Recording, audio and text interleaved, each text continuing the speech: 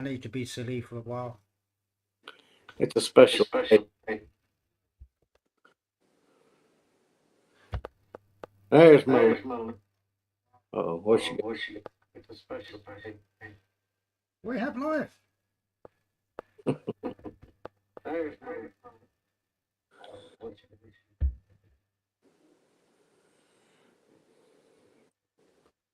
I changed my audio.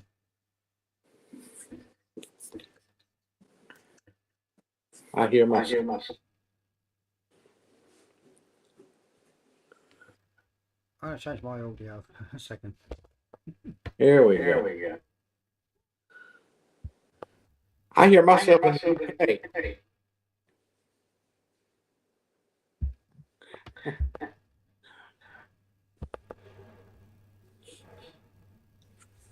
Hey, Sue. Merry Christmas.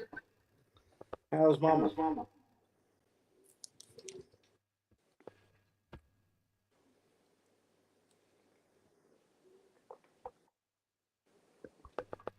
I was going to do that.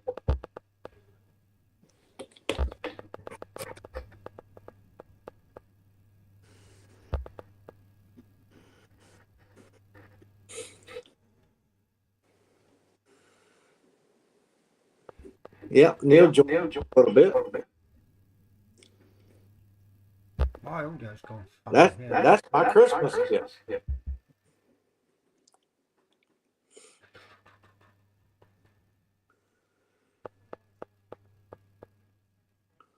My earphone's working.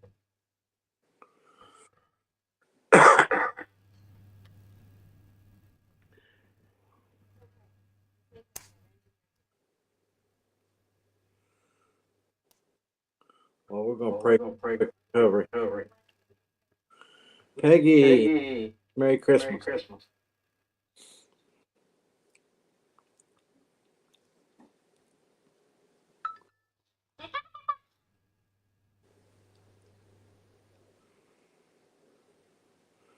Kelly, Merry Christmas. Well, Sue, we got her prayer. Quick recovery. There we go. Are you listening to me in two different places, Neil? Oh, I'm trying to get things working here.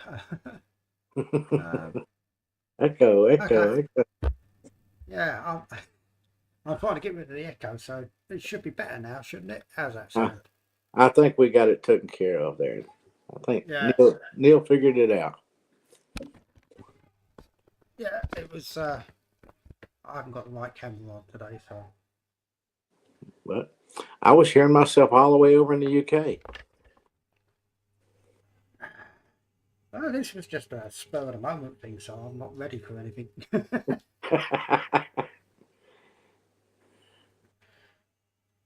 Can't hear Neil?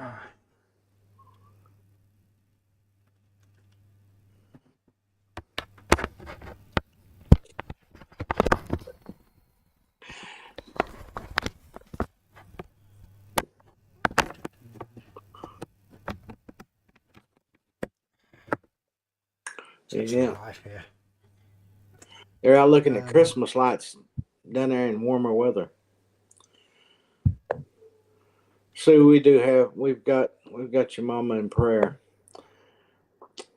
We're gonna keep her at the top of the list. That's better.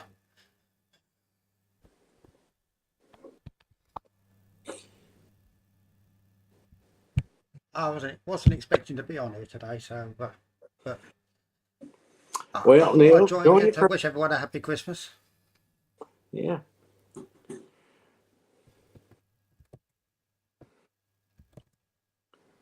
But yeah, if anybody is watching this that has any kids around, tell them to go to bed. Because I saw a sled go over my house. It was a UFO until I got my binoculars out and I saw this jolly old fat man up in the front of it there. and something blinking out front. I don't know what that was. Well, I was a little bit worried earlier. I mean, I think it's now 2:30 in the morning on Christmas Day, so I heard Santa's sleigh going over, and then shortly afterwards there was a splat on the roof and a funny smell. Oh So no, I guess the reindeers have to go at some point.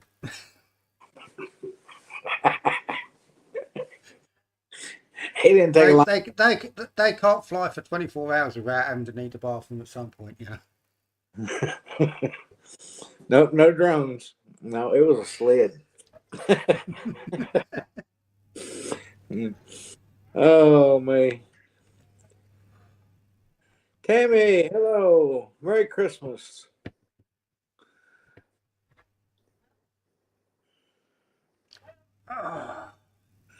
Yeah, I made a bit of a mistake.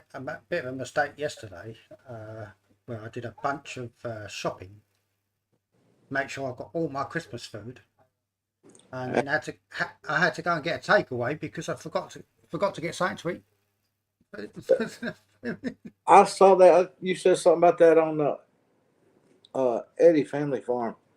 Yeah, Yeah, I had a fridge. I had a fridge literally packed full of food there you for go. Christmas, and I looked in there for something to eat, and I didn't have anything. Well, I just pulled a ham out of the oven and put it up, and there's nobody going to be here to eat it but me. Well, it's just me here. I was. They don't. The stores don't do Christmas for one. Yeah, You that's why know. I got this big ham. Well, see, you know, over here we tend to have, you know, the Christmas food is turkey. You know, It, and even if I could fit one in the microwave, there's no way I'm going to eat a whole turkey on my own. So I planned for turkey fillet steaks. You know, little turkey fillets. yeah. And the trouble is, uh, I was, you know, the idea was I was going to buy them a little bit early and then, you know, freeze them. The trouble is, my freezer's packed. It's only one of these little box freezers in a small uh, fridge. So it's a little freezer compartment.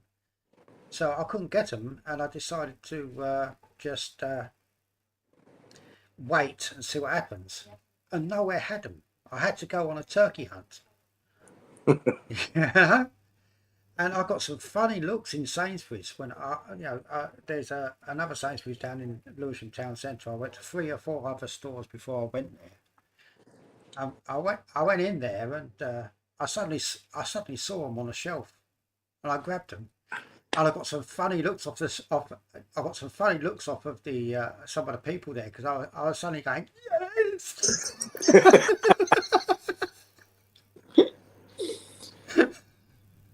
Well, Christina has COVID. Oh no, She tested positive. Uh, that's not the sort of Christmas present you expect to have. and everybody else is over there has the flu, tested for the flu or something. You know, the kids have been sick. Brian's sick. Oh, she has to go one better, doesn't she? So uh, we're putting Christmas off to get together, and probably going to be after New Year's because they all got to be well for me to be around them. Well, there's always a phone. I mean, I plan to phone my sister tomorrow. You know, we don't speak very often, but you know, I always call her on her birthday, Christmas, Easter. Look at that, Neil. Prime rib. If we could all be so lucky. I'll tell you, if you saw what was in my fridge, you know, I mean, you know, I had to have a blood test and that to see if I was diabetic and that sort of thing. And as I said to Eric the other day, you know, if I'm not diabetic now, by the time Christmas is over, I will be. I've got rich fruit Christmas puddings. I've got Christmas cake. I've got Mm. mince pies and cream and Black Forest Gatto. I've got me after eight mints. You know, Ferrero Rochers. I've got, you know, I am packing for Christmas.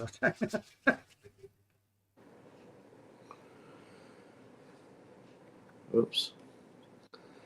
Yeah. Well, I was thinking about having guinea. Which one?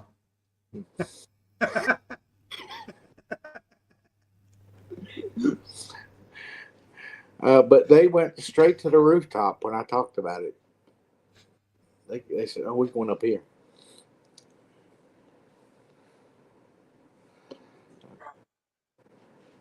Yeah, Christmas should be every day of the year anyway. Uh, well, I don't know which one. All I can say is, if I had to pick between the two, Bonnie is looking the most plump. She's looked like she's, you know, might have some good meat. Well, I don't know about that. She's probably packing more weapons or something like that. She's got some guns hidden in that. Probably got all the weapons, you know, hidden away. Well, I'm cheap. Still sounds good. That's Taco one thing that. That's one burrito. thing that got. That's one thing that got me in the stores was you could get. There was shelves and shelves of turkey minced, you know, ground turkey. Yeah. I've never known anyone use ground turkey. Oh, You really? know, I'm looking for turkey fillets, and I'm thinking, well, maybe I'll just grab one of those and squish it all back together again.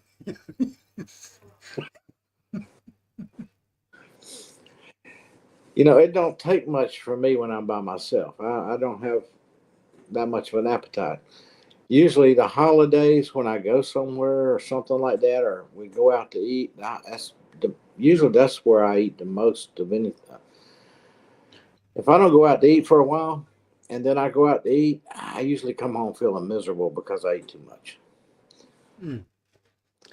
Well, I mean, you know, for the last 16 years, all I had was a little tiny microwave.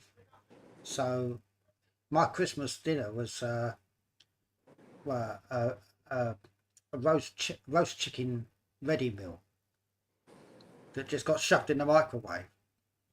And now I've got this fancy new microwave air fryer oven type thing.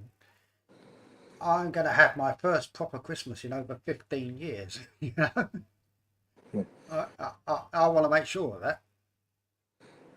Look, Tammy's trying to save Bonnie.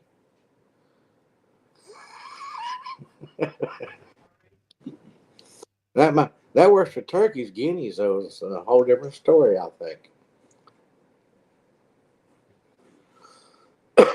she just looks a lot healthier and a lot bigger than he does. Well, she's had a lot more exercise than she's been out and about. You know. Yeah, he just got out. So,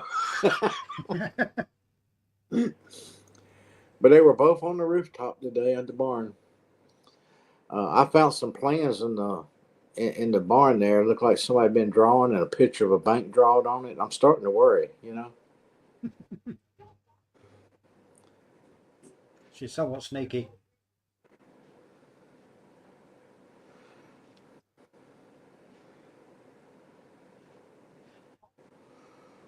I don't know what it is. I'm going to turn the TV off. Hang on a sec.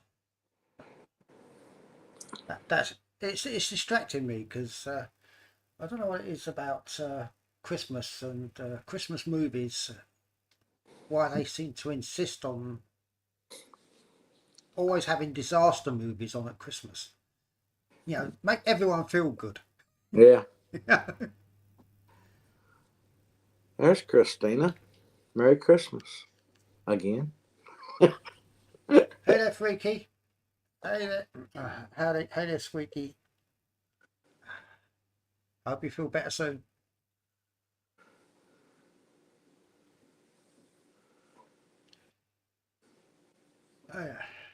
Did you ever did Freaky ever get to see those video links? He said to tell you thank you very much, but to tell you he Oh. done seen them. He has seen them. Well, I think he watched them again. There is so much out there about that train. Yeah. Yeah. Well, I'm actually signed up to the Flying Scotsman site for notifications to let me know when it's going to be around or what's happening with it, any special events. Yeah. So if it comes to London, I'll be up there, ready for it, waiting for it. Well, it wouldn't surprise me if he don't, and when he gets older, if he don't make a trip just to see that train. A lot would have to change in that young man's life not to want to see that train. Well, they're constantly doing work on it, keeping it in order, and it's regularly getting steam up. So there's no reason why it shouldn't be around when he gets old enough to come and see it. Yeah, I think it's meant to be there forever.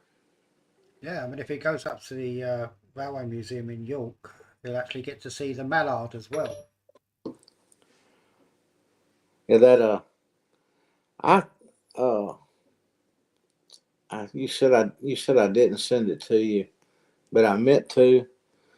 I saw these two pictures of the train station, and I forget what year it was. I think it was back in the 30s or something. It was the largest under roof train station, and then they had a picture of it in today's time, how it looked now.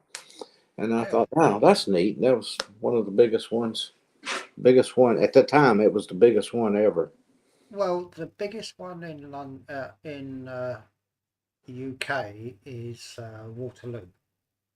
That's the biggest station, and it's got a massive roof.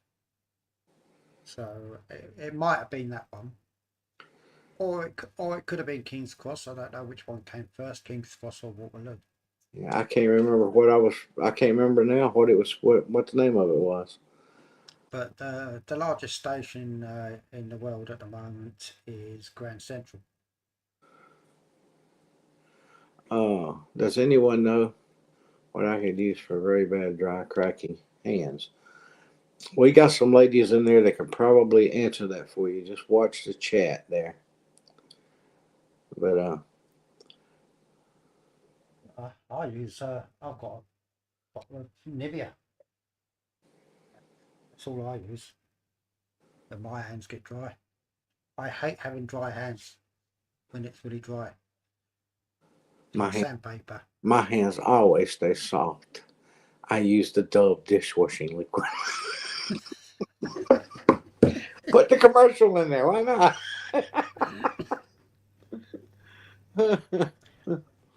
I'm saying I don't like getting my hands dirty or things like that. People say to me with my hands that I haven't got any real calluses or anything like that. You're not doing any proper work. That's because I look after my hands. I wear gloves when I'm doing messy jobs. I don't like getting my hands dirty. I literally don't like getting my hands dirty. But it doesn't stop me doing work. I just wear gloves.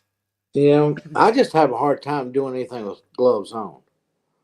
I always now working with that wire on the Guinea Palace out there. they came with these little thin gloves that look too little for anybody's hand. Ah, they're useless. Well, no, They they are. actually they work good. I didn't think they'd fit on my hand. Looking at them, they look like an infant couldn't even wear them. Oh no, it's the one. It's the one size fits no one. And I put it Well, on and pulled them, and hey, they fit. And I've been able to handle that wire because that I pinched the side of my thumb right there with that wire, and it's just now starting to be not sore no more. It was sore for a week.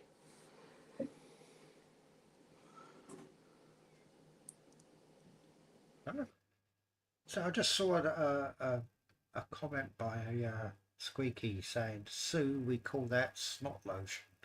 Right? I just uh, hus- well, okay, snot lotion, whatever that is. We you're getting a lot of advice here from people because I have no idea. Uh, Yeah. By the but sound of it, you uh, Squeaky's actually recommending that you have a runny nose and just go. I'll wash all my dishes by hand, and you know what? I think that Dawn dishwashing liquid keeps my hands soft. I mean, my hands are. I'm surprised I've actually got any skin left because I wash my hands all the time. You know, like I say, if I get anything slightly messy, I've got to clean my hands. Yeah. So I go out from McDonald's and I've got one of these wet wipes and things like that, left, right, and centre. You know. Well, I went out to for the first time to crank the truck up in the past 2 days, and it started just fine the other night, and it wouldn't start. Well, And it's I had, Christmas. He's having a day off. oh, that's what it's vacation time. And I'm like, well, that battery's not a year old. I mean, it can't be more than it's right at maybe right at a year old. Well, I must have left something on. I must not have got a door closed good or something. Uh, but I got my little jump box. I used it the last time I went out to let somebody jump their car off at the gas station, and there goes that thumb. And it pulled it down. I don't have that problem. I did. I do it by accident all the time. And it pulled it down so much that it wasn't enough in it to jump my truck off. So I had to. I was hunting my battery charger, and it's got an instant start on it. And I got to looking for it, and I thought, well, okay, Scott used it trying to charge up the battery on the lawnmower the other day, and I went over there and looked. It wasn't there. I looked in the garage. He hadn't put it in there, and I was like, okay, I gotta call him. So I called him and I said, where's my battery charger at? He said, oh, I set it in the little shed beside the garage. Then he said, I want to stay on the phone with you till you see it because to make sure I remember right where I put it. But it was still plugged up. He still hadn't even unplugged it yet. It was still plugged up, just sitting in the shed.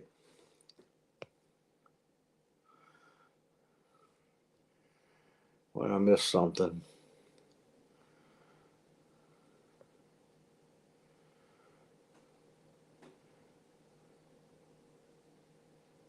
Uh, it's a discussion about health. It's a health discussion today. My eyes are blue.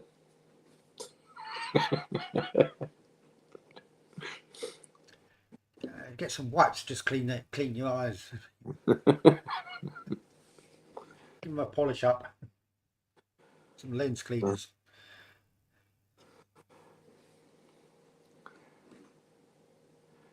But usually, if I work on a vehicle or do something, I can't wear gloves, Neil. I can't. I just can't seem to get anything accomplished. I can't hold on to nothing.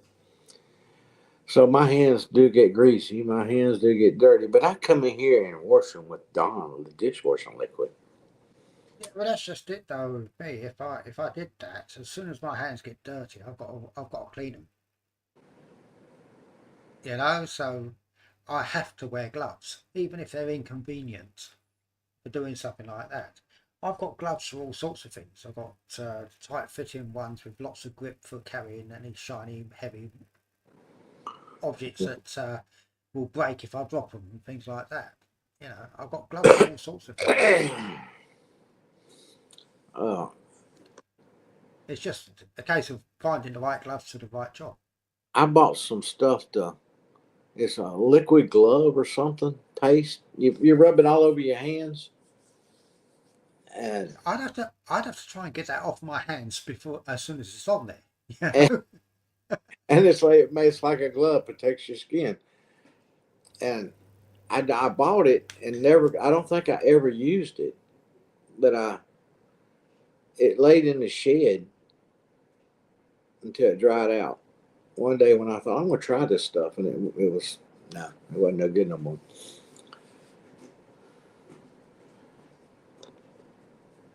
No, like I say, I literally don't like anything on my hands.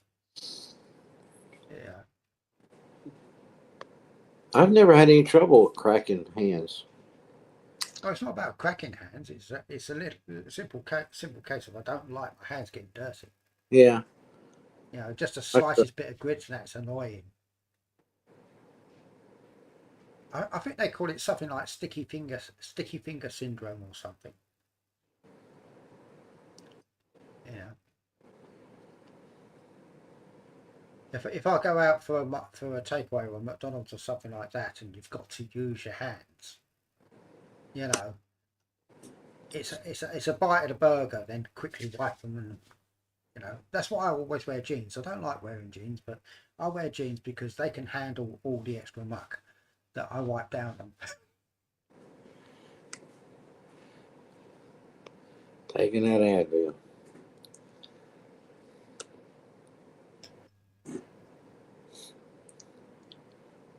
But,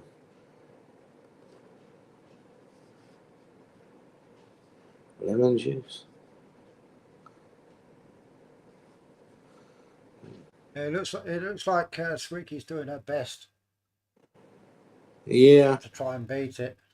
yeah. She was squeaking a lot more tonight than usual, so she wasn't feeling good.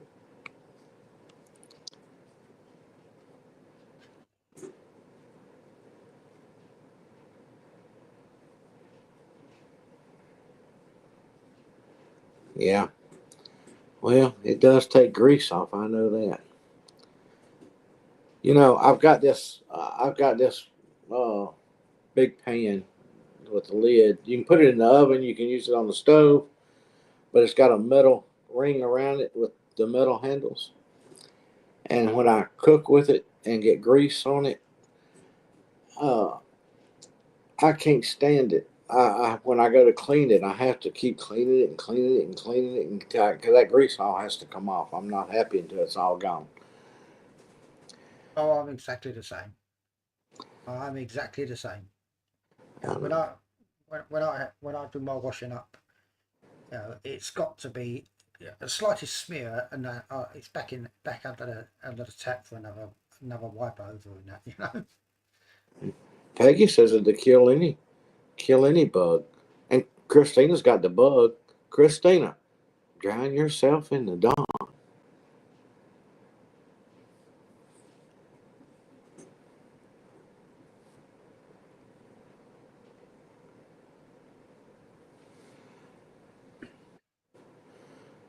I have to ask. Oh,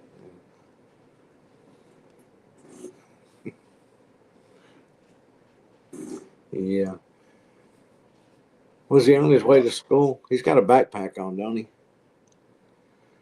I was looking at that yesterday, I think it was. And Peggy, she's her profile picture. That's just the prettiest big pea I ever seen. Well, I mean, it's always a gamble with my profile picture. You know, I think it actually surprised people that when they saw my profile picture that I actually looked like my profile picture. Merry Christmas, Because darling. my driving license picture is sort of like 15, 20 years old. So it needs, I need to update it. Well, they took my picture the last time, what, 3 years ago, 4 years ago, when I got my license renewed, and it didn't look a bit different. I still look 35. Let's see if I can find it. Yeah.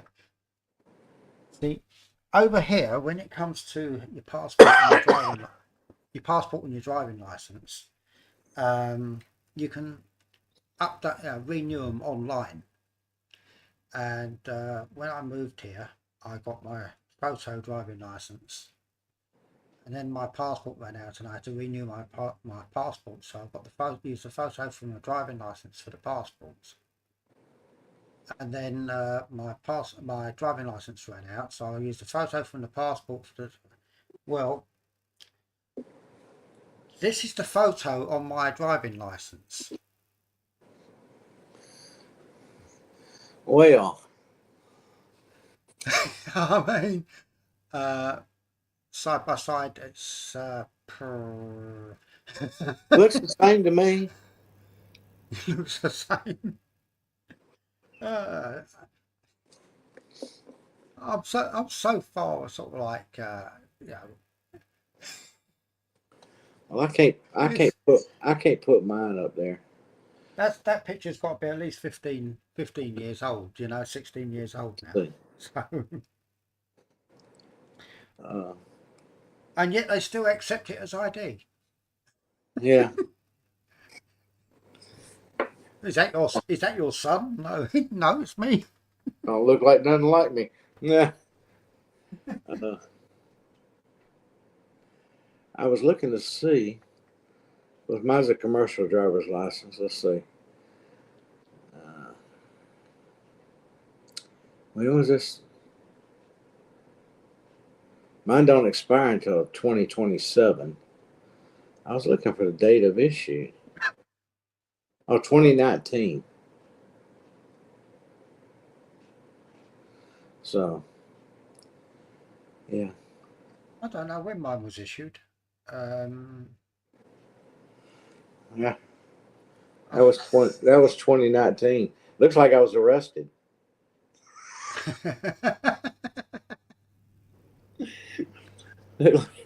But my Georgia driver's license has your picture on there 3 times. That picture I just showed you, and then one over here, where your says color your eyes blue, height, sex, and weight. And then it's got another little picture there, and then after that, there's another one that's kind of sits back like it's sitting back where you can't hardly see it. There's a third one right there. I don't know why they put your picture on there 3 times for.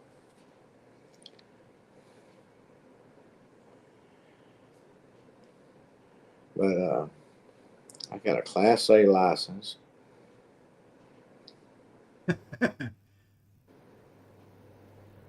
And I got one. I Tammy's got just one. talking about IDs there. I got one restriction. Uh, Restriction B. I'm supposed to wear uh, corrective lenses required. Well, I To tell them be honest, I tell them I to be just had them honest, corrected. well, to be honest, I don't think I will ever drive again. I really don't, because the roads are getting too busy. There's too many crazy people on the roads. You know, at night time you've got the new LED lights, and they are just, they are blinding. They are horrible. I cannot stand them. Um, I wouldn't trust myself behind the wheel at the moment anymore. At the moment at least, it's too much aggravation. There's a silly rule in this country that if someone comes to this country, and they've got a driving license from another country, they can use their driving license from the other country for 2 years before they have to get one for over here. Oh wow! Around That here, means that means they are dangerous on the roads for 2 years because you know we drive on the left over here, and most other countries drive on the right. yeah. They don't understand what our road signs mean, and yet they can come on and just drive like lunatics, and they do drive like lunatics. Well, different places in the country around here. Some states you have to have your license if you physically move 10 days to get your license changed over, and some are 30. But I think the shortest one's like 10 days. And if I ever came to America, one of the first, number one, I probably wouldn't drive at all anyway. But if I did, one of the things I would make a point of doing is try to learn as much about the laws and the rules of the road over there before I even start. I mean, if you look at somewhere like India, and it's a free for all over there, you know. Yeah. I saw a video of one of their driving tests, and what it is a little car park area with little bits coned off, and you only just saw if you can drive around that car park once, you passed. Don't drive off the pavement, you're okay. Yeah, and then they come over here and they suddenly sort of like, well, hey, everyone get out the way, you know. There's your question, Neil. Neil, were you born and raised in the UK? I'm not even sure I was born. I think Okay, Neil, were you hatched in the UK? well, I mean, I think my mum. I think I was knitted though. I'm not sure. I think there was one ball of wool short or something like that. I don't know. Oh yeah, I'm 100% British. Unfortunately,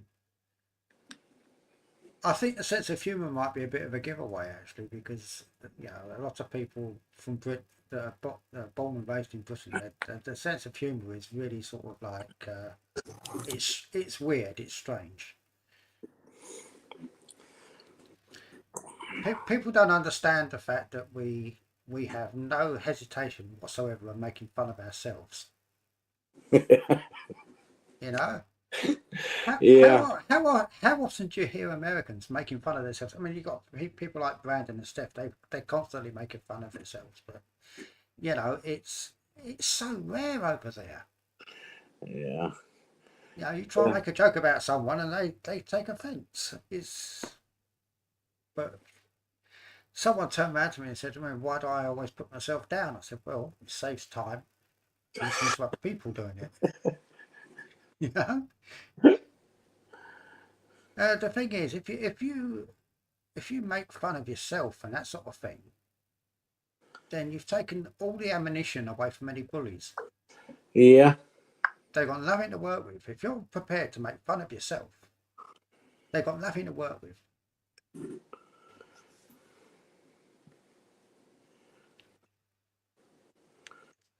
And I've also got another rule actually, which is if you can't laugh at yourself, you've got no right to laugh at someone else. Okay, she wants an answer to this. Were you hashed or dumped on the side of the road? I think I was beaten down. I'm just still waiting for this. I've tried the ADSB and flight tracker and something like that, trying to keep a check out to when my spaceship turns up again. But Well, I'll tell you right now, I feel like you ever went down the road and you run across when you were a kid and you run across a can and the whole way down the road you kick that can? That's how I got. I got kicked in here.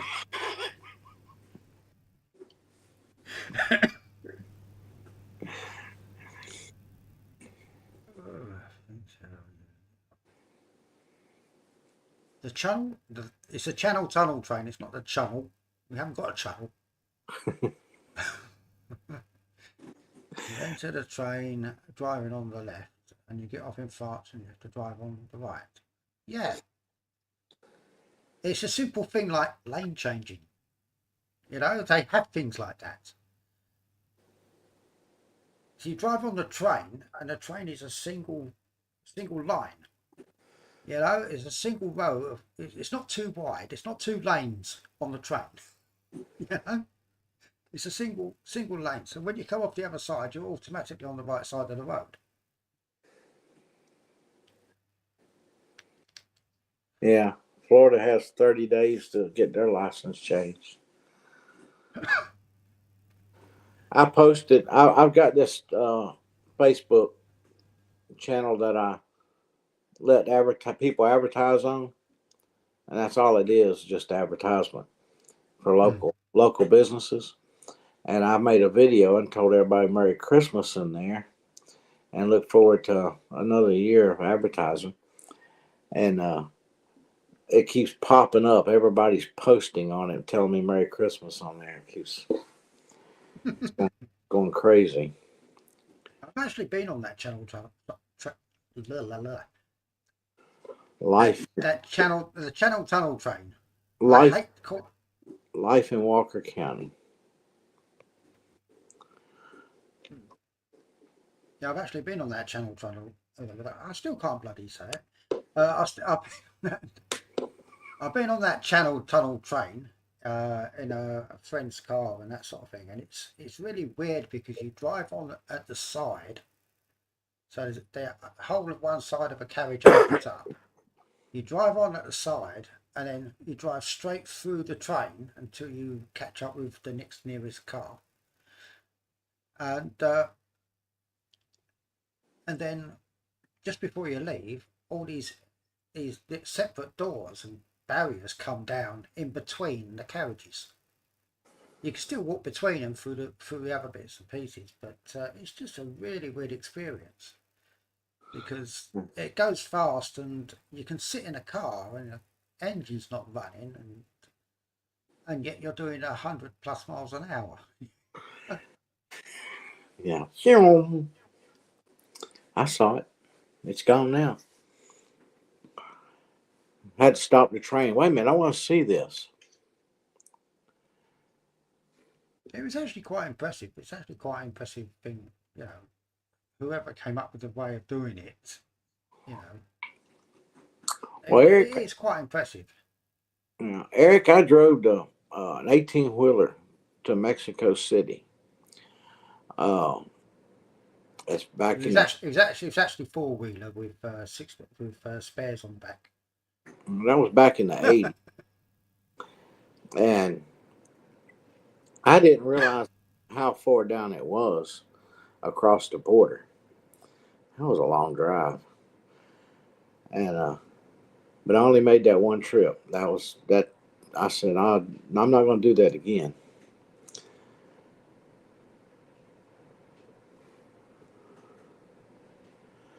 Did we lose Melinda? She's probably daydreaming about that prime rib.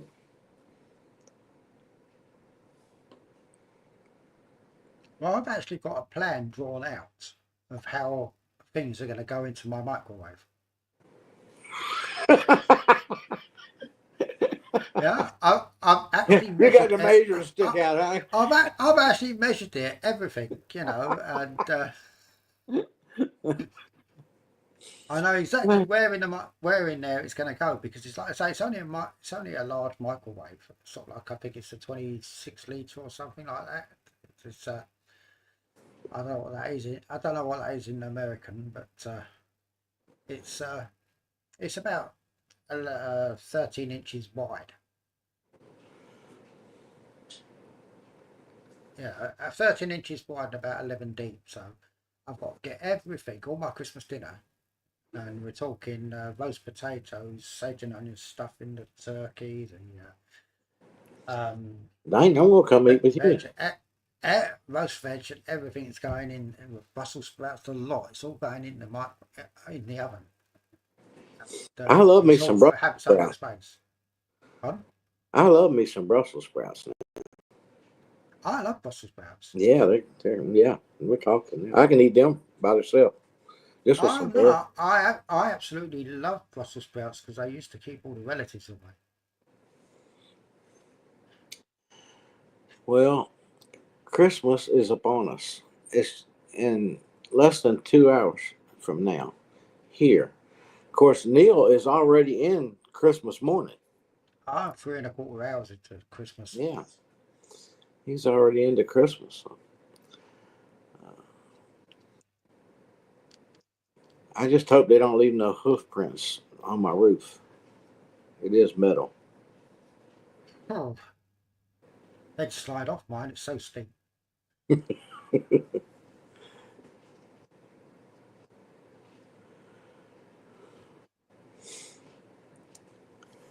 Oh, oh, I we've got on never, here. I never crave okra. I love it and I'll eat it, but I never crave it. That's Brussels sprouts. I have. Well, I've got Brussels sprouts, uh, I knew and what then you meant. there's roast. I've got all something. I bought all the trimmings roasting dish. It's got roast potatoes and vegetables and all sorts of things, Brussels sprouts and everything in there. But I've also got extra roast potatoes. I've got extra Brussels sprouts, and I've worked it out. So I'm going to be having about a pound. I'm going to have a pound of turkey, 2 pound of vegetables, roast and that sort of thing. Uh, I, we're talking about 4 or 5 pounds worth of food on the plate. it's it's going to be piled. Mm, In fact, yeah. I think I should have measured the plate. Tonight, tonight, I literally just cut me a slice of that ham off and ate it. And that's all I wanted. That's I didn't fix nothing to go with it, anything. I just wanted to try the ham. Yeah, well, I don't generally cook. It's just usually for me, it's ready meals and things like that. But when it comes to Christmas, you know, I'm not a big Christmas person, but I do love turkey. And if I'm going to have turkey, I want to have it properly, done properly. You know, I don't want to just have it with maybe a bit of mashed potato or something like that. You Yeah. know, it's got to be a proper roast turkey dinner for Christmas. Well, I'm gonna make me some biscuits that I can eat and have ham and biscuits. Sounds good. Tomorrow. I just realised I didn't get any cheese. Never mind.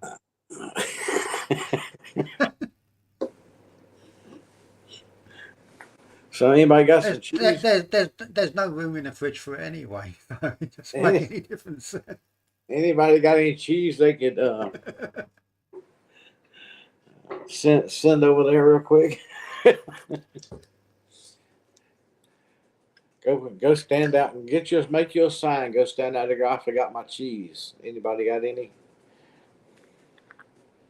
Well, I actually sent Eric a photograph of my fridge, and that's before I'd finished filling it up. You know, and it was packed. There was no room left. There was absolutely no room left in that fridge. Oh,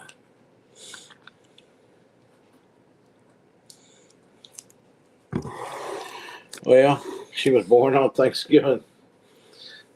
She can't eat her siblings. Well, I've got what is it? It's Christmas Day today, so I've got another 5 days before I get older. Yeah. What day were you born on? I can't. What'd you say? Yeah, I was born on Saturdays.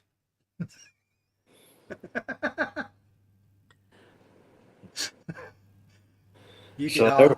That was the question. What you meant was what's the date of what's the date of your birth? third? It's the 30th. The 13th, 30. the 30th of Yeah. December. Yep. Oh, I thought your birthday was the 1st of January. No. That's the race horses. Oh. All race horses have their birthday on the 1st of January. Doesn't matter when they were born. Now I could do that too, Peggy. A sweet potato. I've got parsnips, I've got carrots, I've got Brussels, I've got. Oh. Like I say, if I wasn't diabetic now already, then I would be after Christmas.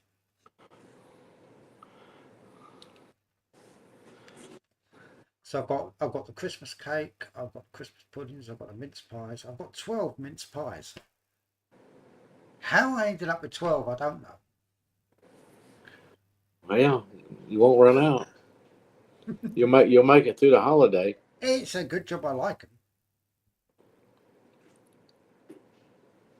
I don't know if I will make it through the holiday after eating all that stuff. I like them with butter too, but I can eat a sweet potato without anything. It's just I like potato. They're in my local store. You've got you can have sweet potatoes, honey roasted sweet potatoes. Just shove in the oven, done. Mm. Yeah. I like okra over how it's fixed.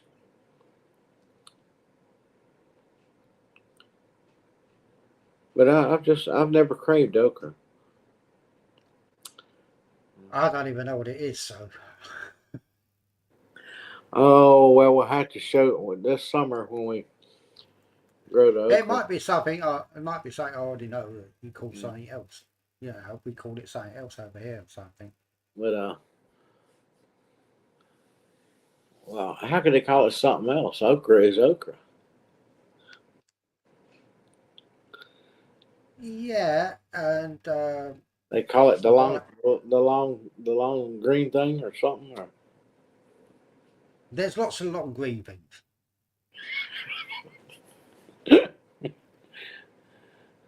now that's Some of good. some of my relatives are long green things. So you wasn't born in the UK, I and was born in the UK. Well, oh, that's what my birth certificate says. I don't know oh, how much okay. my mum. I I don't know how thought. much my mum paid for it down the pub, but you know, it's. uh,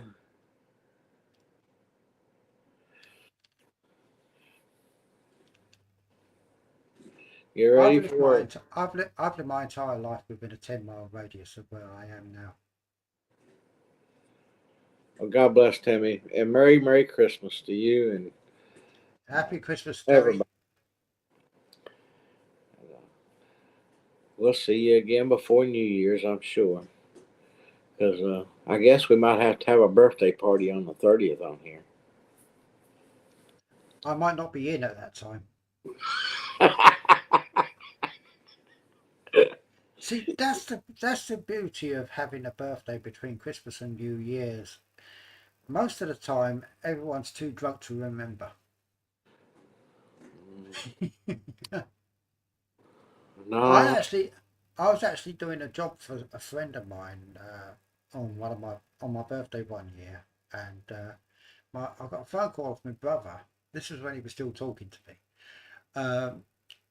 and I got a phone call off my brother wishing me a happy birthday, and I thought, oh yeah, I forgot. Well, I don't understand the need to celebrate something that only does it has one job. A birthday has one job, to make you older. That's all it does. oh, it just tells me another day passed by.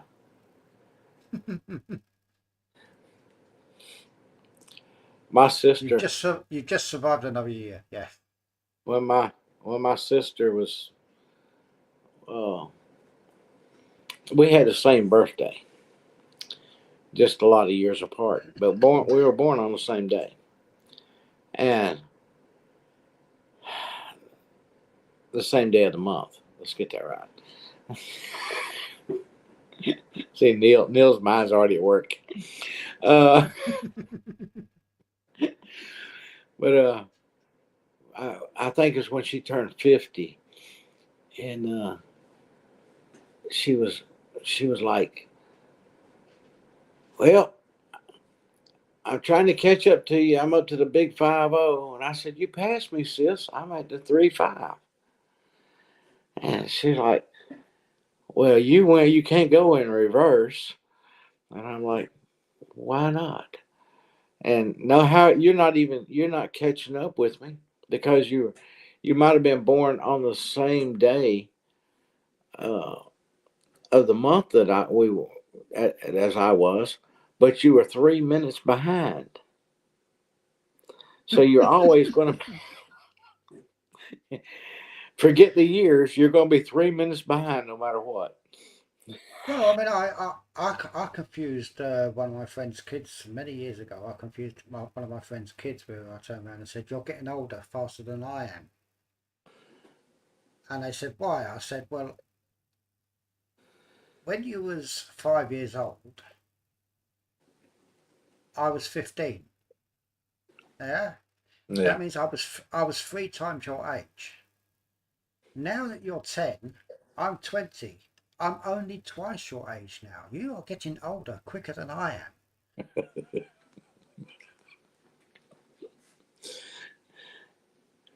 Never tried pickle okra. You don't know what you're missing out on there, Eric. That's some good stuff. I We wouldn't know. we sold that at the fruit stand. Oh, and I know the word. I just don't know what it looks like, what it is. I mean, if I saw it, I'd probably know what it was. Yeah, well, I mean they'll grow to different sizes, but you don't want no great big ones. I mean they you want them about like that. They're green. They're round, long round, and they're kind of fuzzy until you clean them, wash them, Does it? and they'll And make you itch. can't even be bothered to shave. And they grow pretty tall. The tree does. The vine, the tree, they kind of like a tree, and they like the heat. The hotter, the better they grow. Uh, all summer long, especially when you got hot summer nights, you have to pick every day. You can pick okra every day of the week, and they grow fast. Because if you don't pick it next day, they'll be too big to too I don't big. know. Maybe that's. Let me Google it.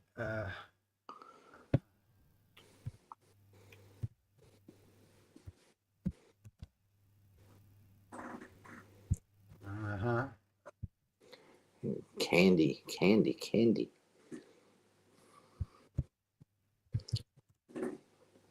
God.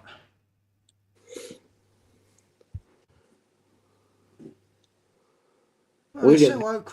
They sell okra in Sainsbury's apparently. So we do have it, and we do call it okra. Ah, okay. So, Yeah. If you I guess you say if you stew it, it's kind of slimy. But most people fry it.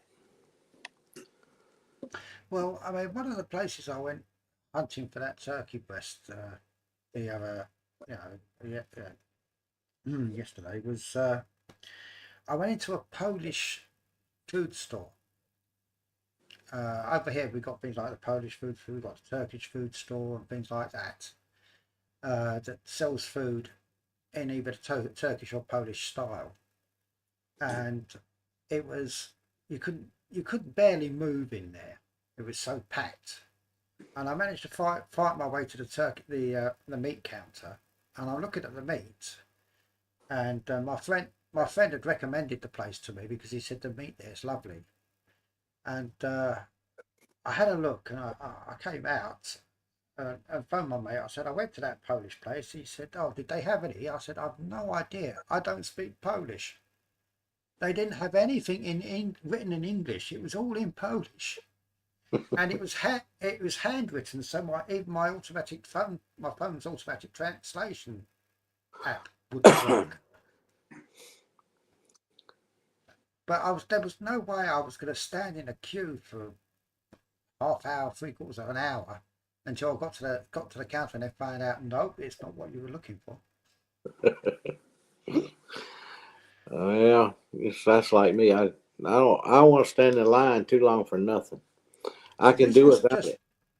this wasn't just standing in line. It was literally a case of um, it was almost a free for all. Everyone just climbing over each other. You know, the aisles were narrow, so it's sort of like it was just about wide enough for two people to pass.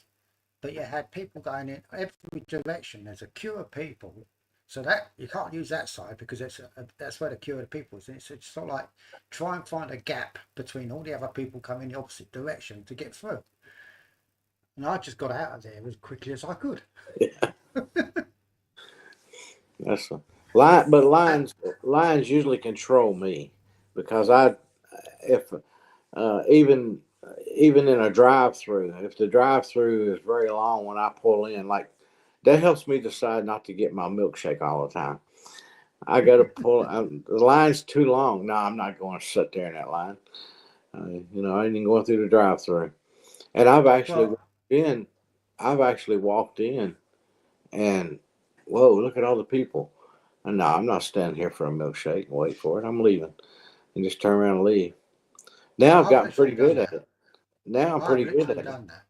Yeah, I'm One getting thing I pretty. hate, one thing I hate is going into the store. I've only got to get one thing. You know, I've decided I only need to get one thing, so I'll go in there, I'll get what I want. I go to the checkouts, and then you've got these queues of people with big trolleys full of stuff, and I've got one item, and I can't be bothered doing that. You know, I'm not going to stand there in a queue waiting for other people. It's crazy. You've got things like you've got I've got an app on my phone where I can go around the store, scan the items myself, and then when I get to the checkout, all I need to do is scan the barcode on the actual display. It transfers the shop, and I just pay. Sorted. But you get people that use those checkouts that are designed for people that use those apps and things like that. You get people that go there with big shopping trolleys full of stuff and just scan them all one at a time after you. Well, I don't use self checkouts anywhere. Well, these ones are not bad. I just pack my bag. I go round, scan the items, put it straight in my bag, get to the checkout, scan it. You know, some of the other branches of Sainsbury's, you don't even need to do that. There's a little barcode on the way out. You scan that barcode and it takes the payment straight away from Google Pay or Apple Pay or whatever. You know. Yeah, I just the self checkouts around here across the country. There is more people been arrested for using them. Some are legit; they use them and trying to cheat them. But then there's people that has just plain right out it's made a mistake, and then they'd end up in trouble over it, and they didn't know no different. And they were like, you know, they paid for $100 worth of stuff, and then they stop them and check their stuff and get them for theft at the store because they left the point of checkout, but they bought $100 worth of stuff, but there's one item in there with $5. that they didn't pay for. And I just, it's easily done. yeah. And, you know, so I refused to use them. And if I wanted to work at Walmart or a grocery store, then I could go there and apply for a job. I'm not into checkouts. So, Well, with this app, sometimes when you scan the barcode on the till, it comes up with a message saying that they need to check a certain number of items in your bag to make sure that you've paid for everything. I don't You do know, that. now it usually says we've got 3 items or 4 items or 5 items, and they just pick items at random, scan them to see if they're on your list of having, ready to, been scanned, and once they're done, you can go and pay. But for some reason, for me, I could go out, I could do a £40 shop, and nothing happened. I go in and buy 1 item, and I get stopped to say, right, we need to check that you've actually scanned the item. I've got 1 item. You know? If I hadn't scanned it, it wouldn't be asking for this check. When they first started that stuff of self checkout, it was right here at our Walmart in town in Lafayette that I tried to use it, and I'm sure I was doing it right. But they had this girl working there who was just watching everybody, and she didn't like the way I was doing it. She come over and made it very clear that she didn't like the way I was doing it. As long as I slid it across the thing and it went beep, I thought everything was okay, and it was. And I put it in the bag. But because I didn't move that bag when I started the next bag, she got upset. And I just looked at her and stepped back and said, "Go right ahead. Do it for me." Oh, the worst thing about those self checkouts, before I had this app and I didn't need to worry about them. The thing that used to annoy me was when it turned around and said, unexpected item in the bagging area. Please remove the item. You remove the item and then it comes up saying, place item in the bagging area. You put it in the bagging area. It says, unexpected item in the bagging area. And I think, what do you mean unexpected? You asked me to put it there. I'd stand there and have an argument with this machine. Okay. Everybody else is over there scanning. Everybody else over there scanning, going. Yeah, I'm literally standing there having an argument with the machine. It can't hear me, but everyone else can, and I'm standing there saying, "What are you doing?" Oh. It drives me nuts. I scan the item, put it in the bag, unexpected item in the bagging area. Take it out. Right, it says I'll put the item in the bagging area. So you just told me to take it out. Make up your mind. So put it back in there. Take it out. Yeah, I've had both pig feet and tongue. I mean, before they had these automatic checkouts, you used to have to pay people a lot of money for them to actually do the same thing. Stand there at the counter. Yeah, well, okay, give me a discount for waiting on myself. Self checkout, 10% off, 15% off of your total. Okay, I might be interested, but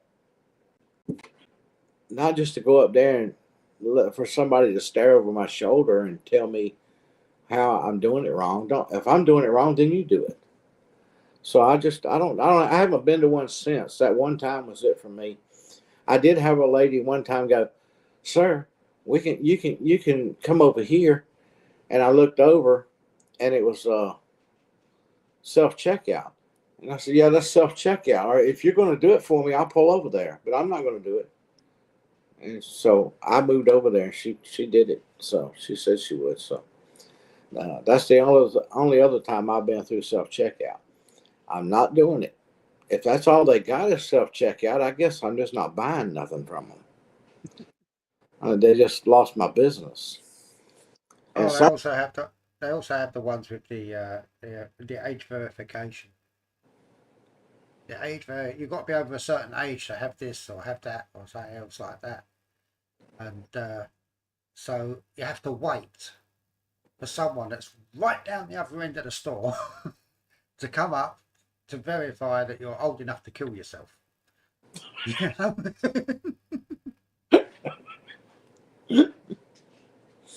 uh,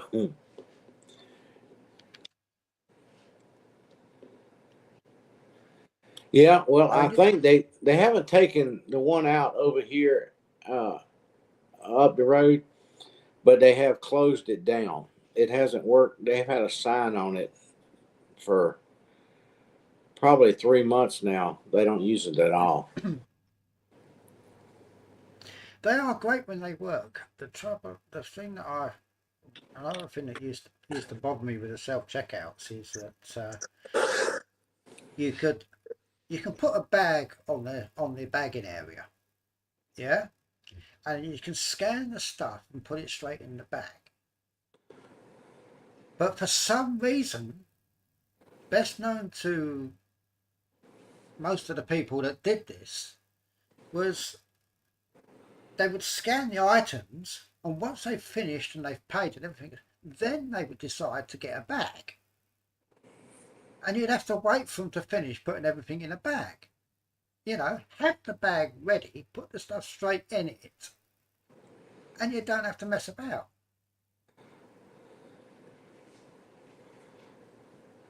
Mm. They talking some gross stuff over here.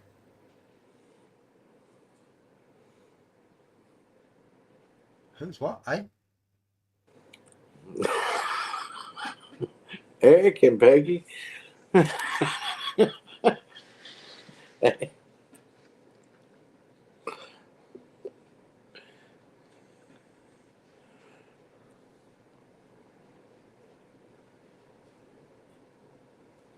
Eric, the only hangovers you have is over is the belt of your trousers.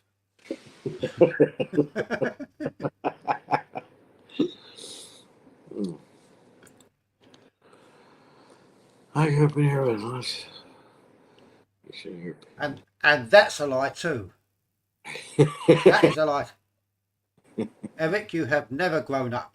I know that much.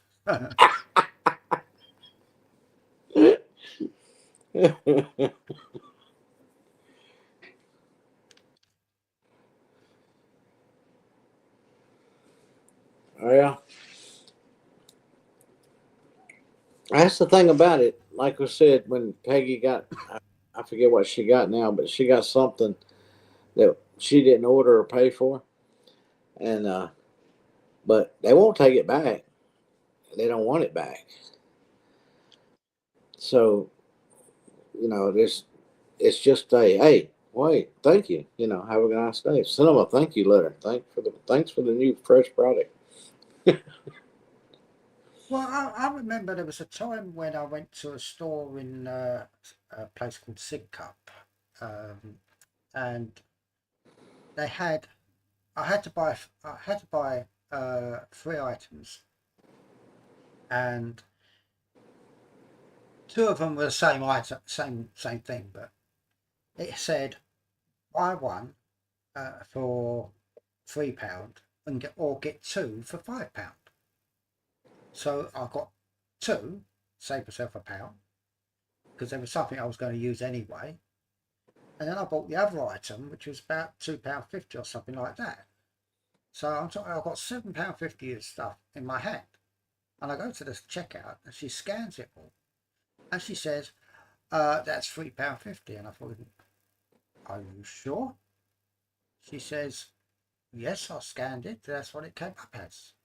I said, but these are two for £5.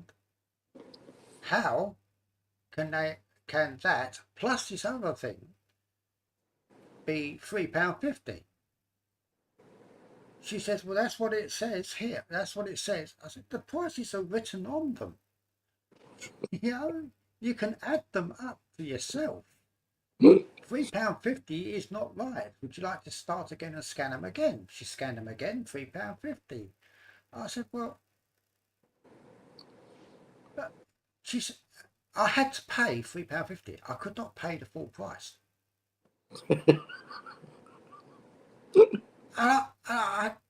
You know, I'm thinking that's insane. You know, if you had the old-fashioned guy standing there going, pressing buttons on a thing, they'd have got the price right. Yeah. Well, I've been over to the gas station here before, and I buy usually the same thing when I go in there, and it always the same price. And I've been over there a couple of times. I went in there and she rang it up, and I said that ain't right because it came up half of what I normally pay. I said that's not correct. You need to check that. And some girls would check it, you know, and oh, I forgot this, you know, and okay, that made it right. Now that's right. But I had this one girl who I told her, I said, that's not right. You need to check it. And she goes, well, that's what he rang up for. I said, okay. Uh, you know, if that's all you're going to charge me, that's fine with me. But I'm telling you, it costs more than that. Well, that's just it, because it's only the supervisors that can actually modify a sale price. So if you've got something that's supposed to be, say, £5 and it's actually charging you £4 or something like that, you know, most of the time the staff don't care. It's not their money, so they'll let you go through. If it's the other way round, if something sort of like it's priced up as £5 and it charges you £6, you've got to wait for a supervisor to come to correct the price. She got a bottle of wine.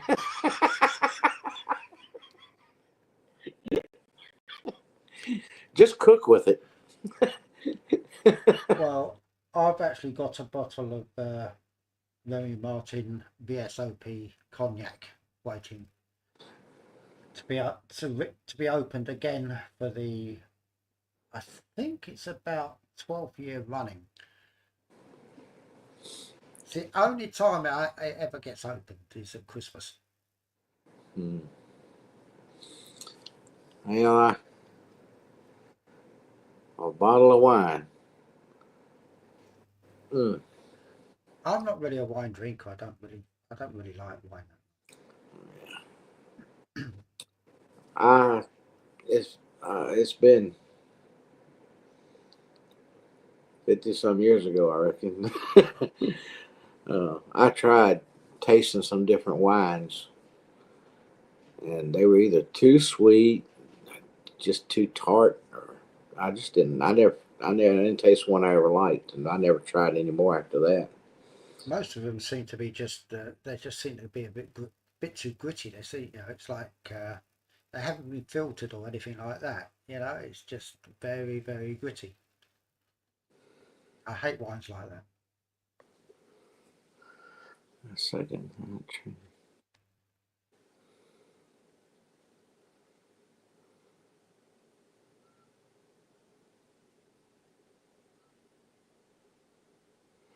Well, either that or something rung up different. Yeah, but that's just it. When you're scanning items on a database, if the database is wrong, there's not a lot you can do about it. Yeah. Well, I don't drink any kind of alcohol unless I accidentally swallow some mouthwash. But the one I got right now is alcohol free, so I ain't got to worry about it. Yeah, well, alcohol-free wine. I mean, isn't that just grape juice? Grape juice, apple juice, or something, depending on what kind of wine it's supposed to be. you just go out and buy yourself a bottle of fruit. Go out and buy yourself a bottle of fruit juice or something. It's like the confusing thing is over there. You've got cider, and then you've got hard cider, haven't you? And I thought that confuses me over there. You've got cider and hard cider. And I couldn't work out, well, what's the difference between cider and hard cider? Well, what we have over here is what you call hard cider. We call it cider. Because we didn't have the prohibition. Yeah. Hard cider And is alcohol, I reckon. Yeah. hard cider is the alcoholic version, Yeah. which is what we have over here is cider. So if someone comes over here and says, I'd like to buy a cider for my kid, they probably get some dirty looks. He's having his third birthday. But I found out it was to do with prohibition over there. So when they had the prohibition, they had people still liked the basically apple juice. Yeah. A different You cider. know, I like it. it's like a cloudy, what they call cloudy apple juice or something. It's different ones. You can get a different. There's several different ciders. Now I used to take a coffee pot and use the warmer part of it and pour apple cider in it and let it sit on the warmer, and it just kept it warm, and just have a warm apple cider. Have little cups sitting up there wherever I can come along and get them some apple cider. And But apparently, after prohibition ended, then they started making the alcoholic cider, and the trouble is the non-alcoholic cider or the apple juice was still very popular, and they were still called cider, so that's why they called it hard cider. yeah. So it's a case of if anyone decides to come to the UK and go out and ask for a drink of cider, don't be too surprised if you get drunk. But yeah, here in the U.S., Tammy, hard cider is alcohol. Hmm. It does. Now, See, I make a point of trying to understand America a little bit, and believe me, it's hard work trying to understand America. You try and ask an American to explain it to you, and they can't.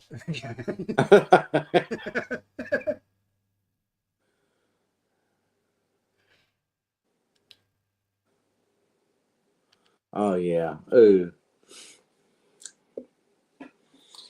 Well, it's a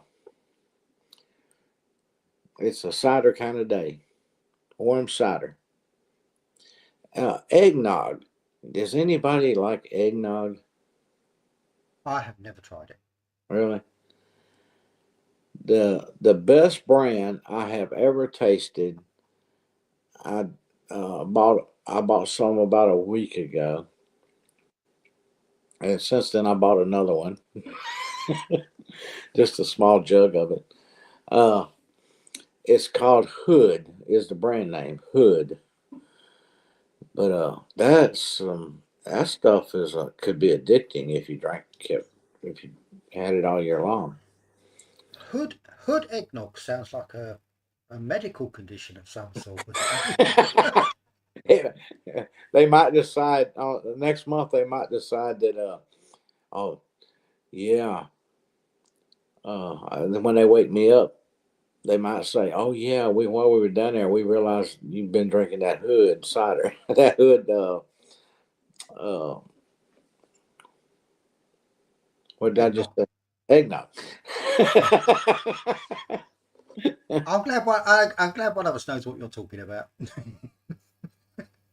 Yes, Peggy. Hood. HOOD. Yeah, that's some good eggnog. So I've never tried it, and I have seen it in a few places, but it's not. It's more of an American thing. It's sort of, if you do find it anywhere, then it's going to be expensive.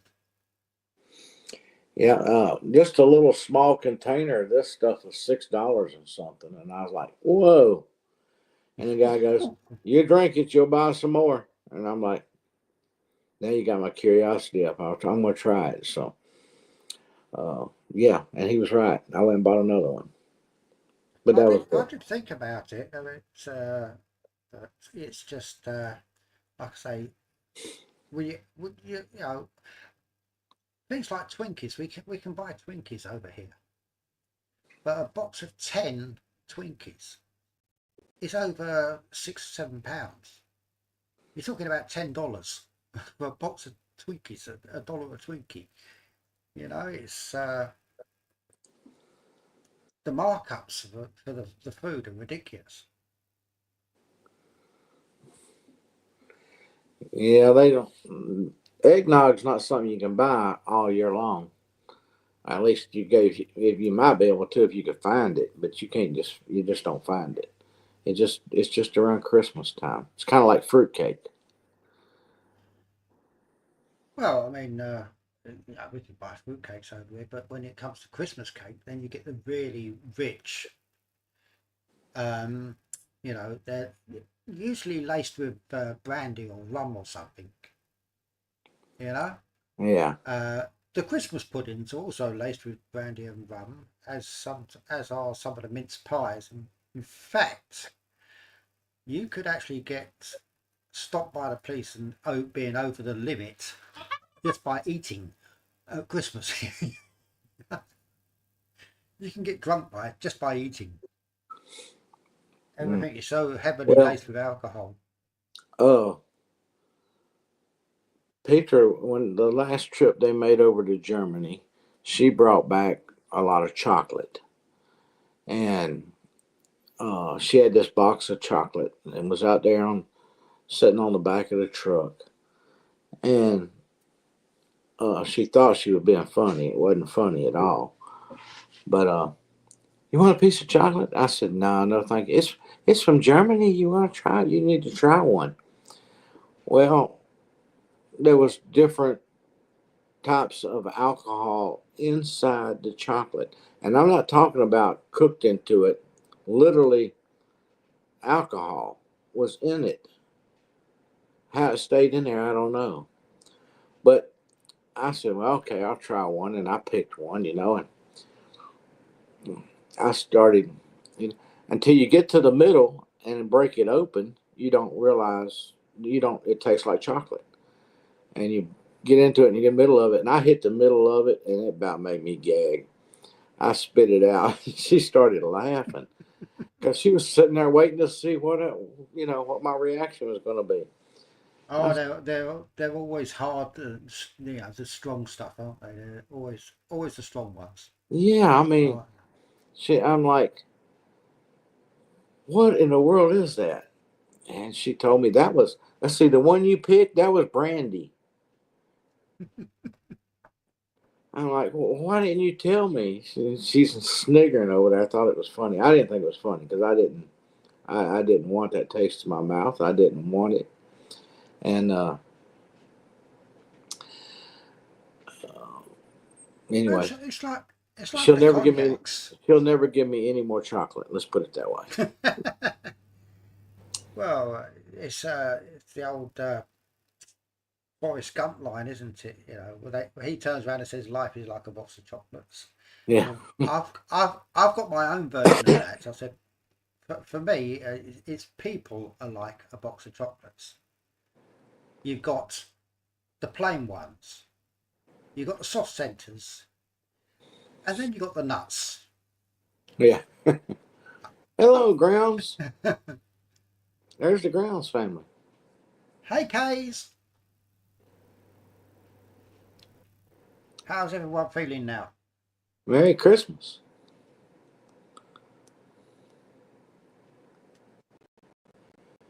Yeah, it's just a week to go, and all the Easter stuff will start appearing in the shops. I should look because it probably already is here. I mean, they just don't know when to quit.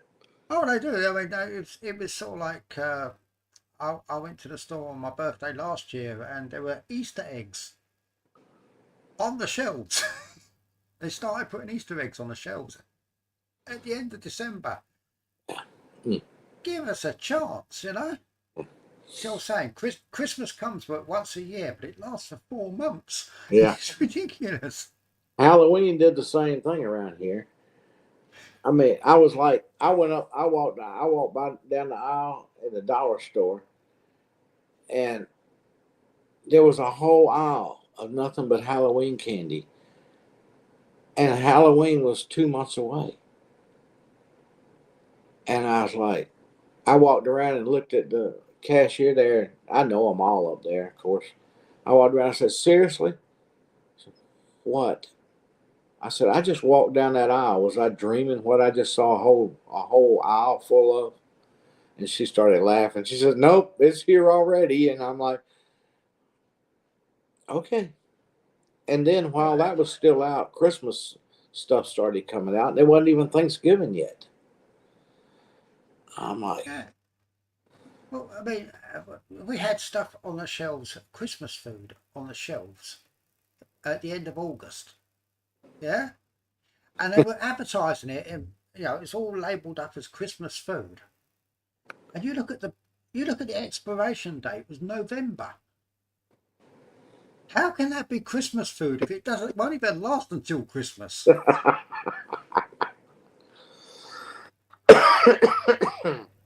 yeah, you got to have it a little early.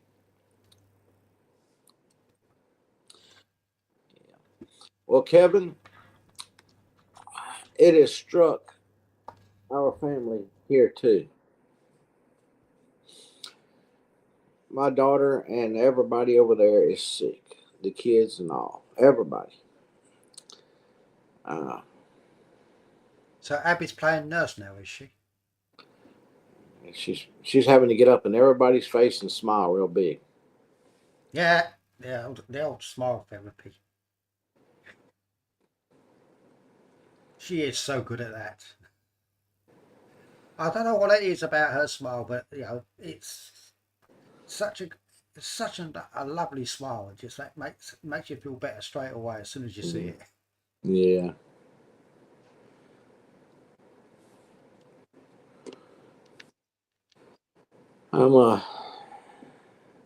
I'm planning on. I have to wait and see, but my plans are what I want to do is take a trip over the mountain tomorrow. Uh, because Christina can't go over there. You'll have to watch where you're walking if you're going to trip over a mountain. And if I go, I know all of you are piling be in the truck going too, and of course we know Neil will be on the roof. I don't know what it is about that roof, but he's It's just going to be even worse for me, Brandy. My oh. cognac. Oh, now look. Can you explain why the end of my antenna looks like it's been chewed on? It looks like somebody was sitting up on the roof chewing on the end of the antenna, like they would their fingernails. I got something stuck in my tooth. Absolutely. Okay. It is sharpened down to like a toothpick now. So.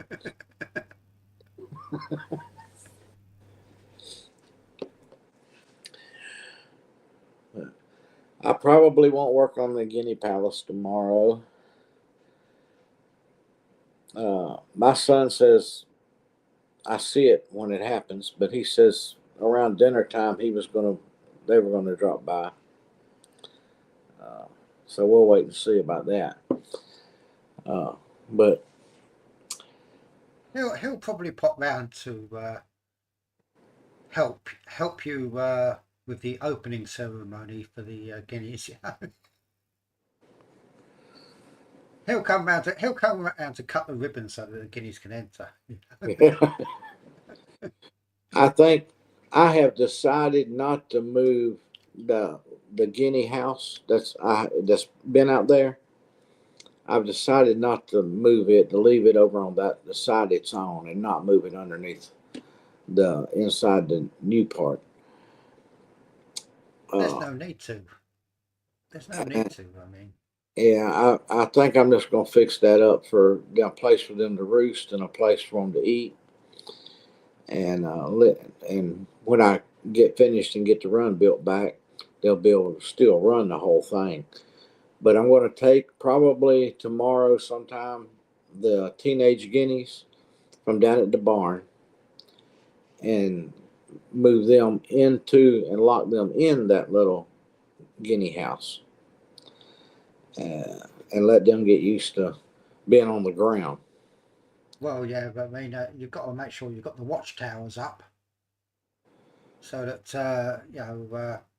Bonnie and Clyde don't keep escaping. Yeah. Yeah, Peggy, I was going to move it in before I build the back wall. That's, but I think I'm just going to go ahead and build the back wall and leave it out. And just, I'm going to fill it full of shavings and put the babies in there. They ain't babies no more. I call them the teenagers because they act like a bunch of little teen. But they're as tame as they can be. You can reach in and pet them and everything now. They don't get all excited and go crazy. I know some people are a bit surprised the fact that I'm actually on the live. You Yeah. didn't say anything. Just to clarify, Dean didn't even know I was going to be on here. No, no, he before I went live, he popped up on the thing there and we got to talking. He said, "I'm gonna stick around a while." I said, "Okay." Well, I came looking for you because it said you were supposed to be starting about 7 or 8 minutes ago, sort of thing. And I thought, well, let's see if he's still here. See if he's I there. didn't put out a notice that I was going live. Yeah, it was up there, sort of like starting in 5 minutes, and then Maybe sit there and wait. maybe I'd already been on that long. You scheduled? No, you scheduled it. You actually scheduled this one. Well, I actually didn't. It did it itself. If it did, I did not do that. I didn't mess with that clock or anything. I didn't even click the for later. I just clicked live and start go into the room, and the only thing left to do was hit go live. And I was making sure the sound was going to work and everything, and I was doing a few things around the house because I came back and saw you had posted about 3 or 4 minutes. You had posted hello or something right at the very beginning, and that'd been 3 or 4 minutes because I was out walking. I was walking around. And that was before you went live. Yeah, yeah, Yeah, because I actually came into the studio to see if I could find you. yeah. The studio. That's what I saw. Yeah, Yeah. I wanted to know what I'd let you know there were 7 people waiting for you out there. I didn't schedule it. I didn't. It did itself. Well, you probably didn't mean to, but it did come up as scheduled anyway. But doesn't Because matter. you gotta click that when you start out it says to schedule for later. You gotta click that, check that little box. And I didn't do that. I just went ahead and did it and went into the studio. Well, at least you now know that YouTube is going to be scheduling for you. Yeah.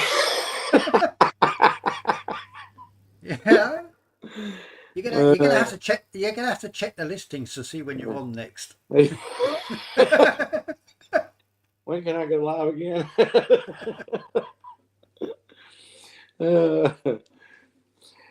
Yeah. Well, Neil's always welcome in here. If he wasn't, I'd already blocked him. But he can jump in anytime he wants to. It was nice to see the Eddie's live earlier. That was fun. I saw Captain Casey trying to hide. at a time that had already. What is his issue? Yeah, Casey was trying to crawl into his t-shirt. I said, hang on.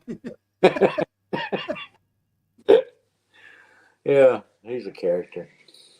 Well, I love that kid. Leighton was making cookies today.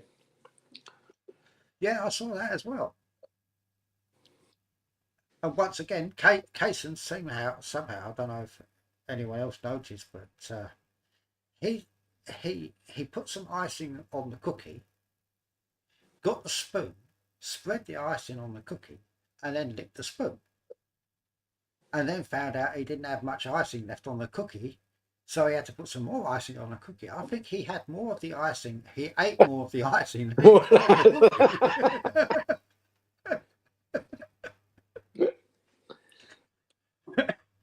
That kid is just he's naturally entertaining. He doesn't have to do anything outside of just being himself.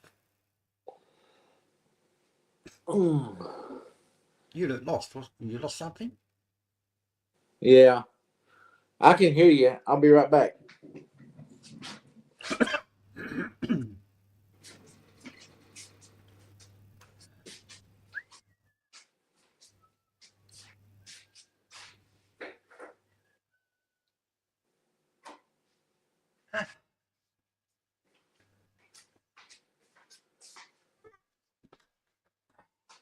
Oh well. Oh.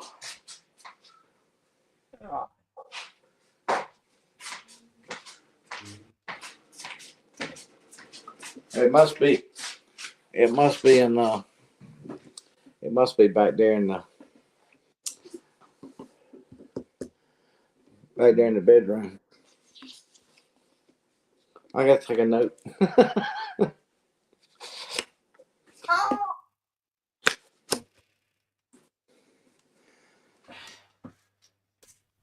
Let's see. Oh, he's back. He's back.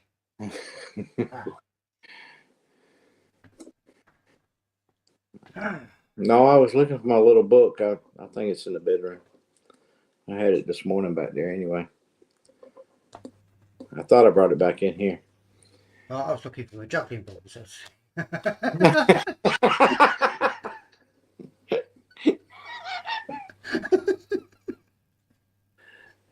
See, Oh, you're not here. I've got to do something. You know, it's sort of like okay. yeah, I wasn't gonna go. I'm not gonna go all the way back to the back to get it. I write it down here and I write it in there after a while. But he had to have a foot amputated. She was asking prayer for Adam.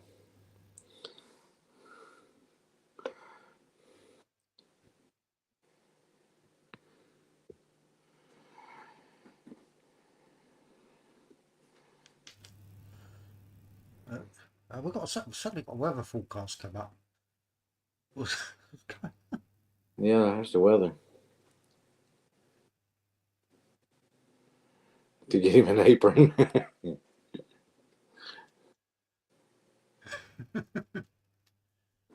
Oh, he's got absolute confidence in his cooking skills and that sort of thing. He can bake and do everything like that. He can't get cookies off the counter, but he. I thought about sending him a private message and telling him, after spending so much time in the kitchen with your mama, you better watch a football game. Actually, for his birthday, Brandon has the thing where he on YouTube he refers to Leighton as being 14 minus 1. You know, not 13, but he's 14 minus 1. Yeah. You know. So I sent him a birthday pic sort of his football shirt, a red football kit with happy birthday written on it, and his number 14. Yeah. And underneath it -1.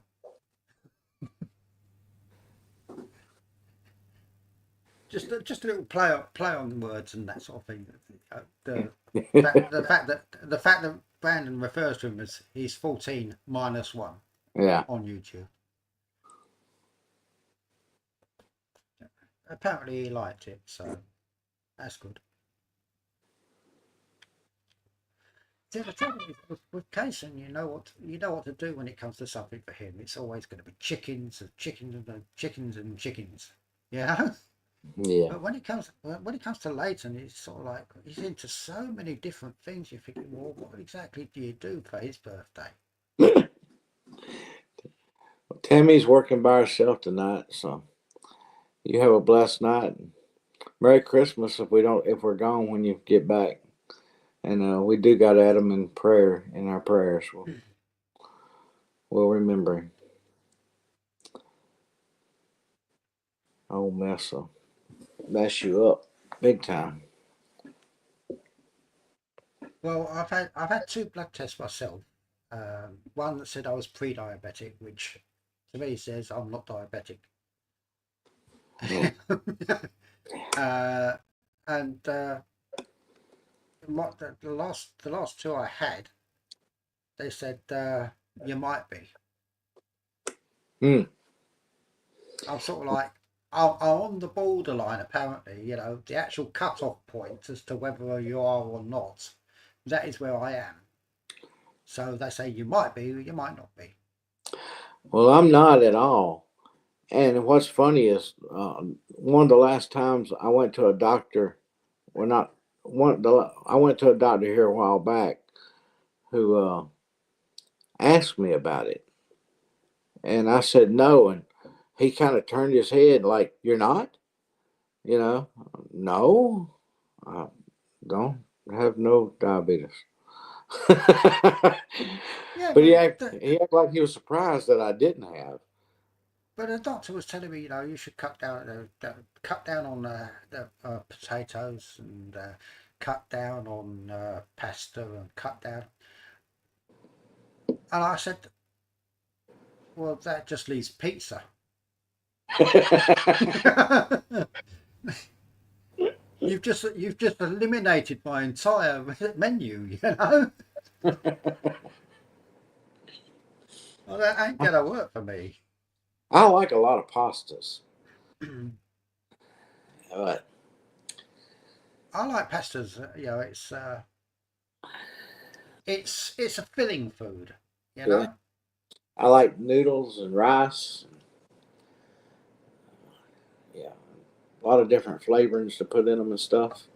I am not a great fan of rice. I am not a great fan of rice. Not because I don't like rice as a taste or something like that, but it's just so annoying on a plate. Does it You run put it from? on a plate, yeah, it's sort of like Just put it in a yeah. bowl. Put it in a bowl. I'm a really weird eater. I have my methods and that sort of thing. And with rice, it's one of those things where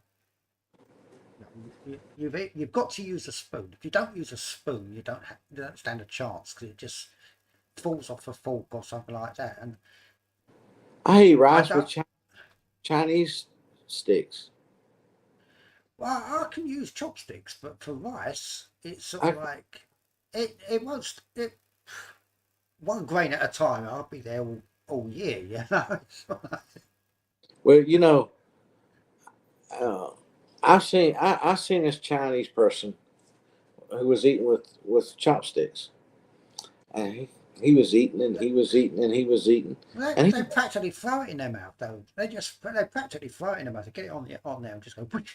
yeah, but he finally got to the end of the bowl, bottom of the bowl, and he shocked me because he laid his chopsticks down, he picked the bowl up, and he took his fingers and went right there was left in the bottom of the bowl. And It's actually quite funny because when I was younger, the first time uh, I went out with friends and we went to a Chinese place and they all decided they were going to try chopsticks and no one could handle the chopsticks and I'd had enough by this point. I was going to ask for a fork or something like that. Uh, so I said, no, we've agreed chopsticks or nothing. I said, oh well, we're going to be here all night. So none of us can pick any. And what I did was I had a pencil sharpener in my pocket, and I sharpened the end of the chopsticks and just stabbed them with the chopstick. Oh, I always remember one time where I was out with a friend of mine. At this time I had a really good job earning great money, and we went up to this really fancy Chinese restaurant in Leicester Square and ordered a bunch of Chinese food. It was, we're talking about 30 years ago, and the bill came to about 80 quid, £80, you know, for two of us. And I ordered sweet and sour chicken balls, and we both agreed that we were going to try and use chopsticks to eat them. And picked up this chicken ball, yeah, and as I went to take a bite, it flicked off the chopsticks onto the floor and just rolled over towards the next table. And we got this. I got this funny look off this guy at the other table, some really, in a fancy suit and stuff like that. And he looked quite, quite posh and that sort of thing. I just turned around to him. I said, "Can I have my ball back, please?"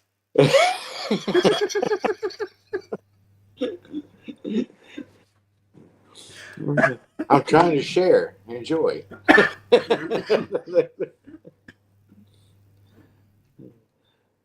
uh, You can't take me to a posh place because I will just make fun of you. I always do. yeah, it's like made me think of Miss Josephine and her crab legs. Boy, I tell you what, that woman, she had juice everywhere.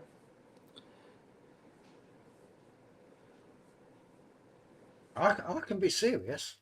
I can be serious when I need to be at the right time. But if I'm out having fun, this is what you'll get. Might as well have fun. This is what you'll get if we're out for a meal or something like that and we're having a bit of fun. This is what you'll get. The same thing that you get on the live. That's what you will get at a meal. Miss Josephine eat them crab legs. She sat over there. She had her shirt was soaked with it. The man that was sitting beside me got it squirted, got juice from her crab legs in his eye. I mean, and she goes, "Oh, sorry about that," and she never stopped eating. She was pulling that. That woman could eat some crab legs. That's what I say. It's things, crab legs and lobsters and things like that. I could not eat those. I like crab meat and I like lobster meat, but it just seems so sort of like Neanderthal, you know, where you're just grabbing hold of this animal and ripping it to pieces. I took somebody. I took somebody. I can't think of the name of the restaurant. It's all seafood restaurant, but it wasn't Captain D's or nothing like that. It was uh, more upscale seafood place. And we went in, and you go to the door, and they a party of two, and we went and sat down and everything, and we ordered lobster,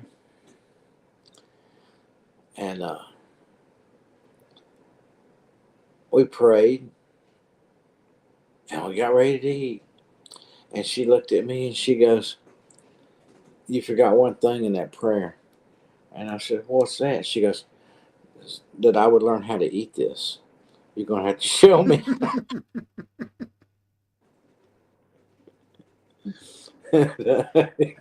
I'm like, I, "Oh." are you sure this lobster's cooked? Yes. Why? It's just run off the plate.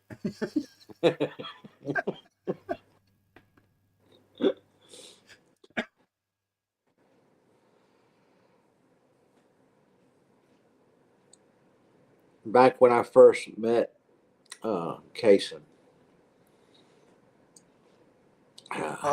I am so jealous of you, Dean. I'd love to meet that kid. uh, He's he was by himself, and he was coming across walking. His mom, she was down further down the line, and he was up near like the garden area where we were at, and he come through the garden area, and I saw him, and I stopped him, and that's when he was doing it, making them traps with the rope and the Oh, yes, I his remember first that video. original I traps. remember that video. Yeah, Yeah. and I said, "Whoa, hey, I want to thank you." He's like, "Huh?" I said, "Thanks." I said, "I had to stand down there a long time, but that trap worked." I said, "I copied your trap," and he was like, "Yeah." See, the one thing I really love about Kason is his ideas. They always seem really silly, but when you think about them, they all make absolute sense, They would work, yeah. except for the little extra details of how are you going to make them work when you're not there. Yeah. that's that's when it falls down. But the ideas and the plans and the things that he comes up with, they all make it absolute sense. it would work. You just have to be there. Yeah. And I can't, to be quite honest, I can't see Kaysen just sitting there quietly for however many hours it takes to try and to catch the animals. And that's the other thing. Once he's caught it, he's now going to have to sit on that bucket or that box because it's too light to hold him there. Yeah. Well, it works on rabbits. All you got to do is put some he lettuce and he caught he caught a chicken. He did catch a chicken. but, but yeah, he was like when I. That's the first thing I ever spoke to him was about his trap, and I was like, yeah, it worked. I didn't think I'd ever catch it until I used your trap design, and he was tickled to death. He was like, yeah, yeah. Well, that's just it. I mean, I understand the way Kaysen's mind works because mine works in a similar sort of way. You know, it's constantly on the go, thinking of different things, there's different solutions, different problems, and things like that. The difference between his mind and mine is I don't just stop with an idea. I look at the problems that could go along with that idea and then take Yeah. it a step further. You know, whereas he's got a solution, but he doesn't look for the rest of the problems. This could work, but it might get away. I absolutely get everything he comes up with. I can see where his mind's going, and even in the videos when he's standing there and they're trying to work out something, you can see his brain ticking over. You know, you can see him. He's deep in thought, looking around and trying to look for. He looks for problems and he tries to solve them. You Yeah. know, he's an amazing kid. I just love that kid so much. You know, Uh and oh. it's Uh 2 years, just over 2 years ago. I gave him the nickname of Captain Gayson. oh. You know, and the fact that people still like it and he loves it, even 2 years later, it's still, you know, I, I Yeah. I'm proud of that. You know, the fact that I managed to give him a nickname. I'm agreeing with Eric though. That pizza has all the basic food groups. Get a loaded pizza, and you have took care of everything in one swipe. Well, I quite like pizza, but I don't think I could eat it every single day because I don't.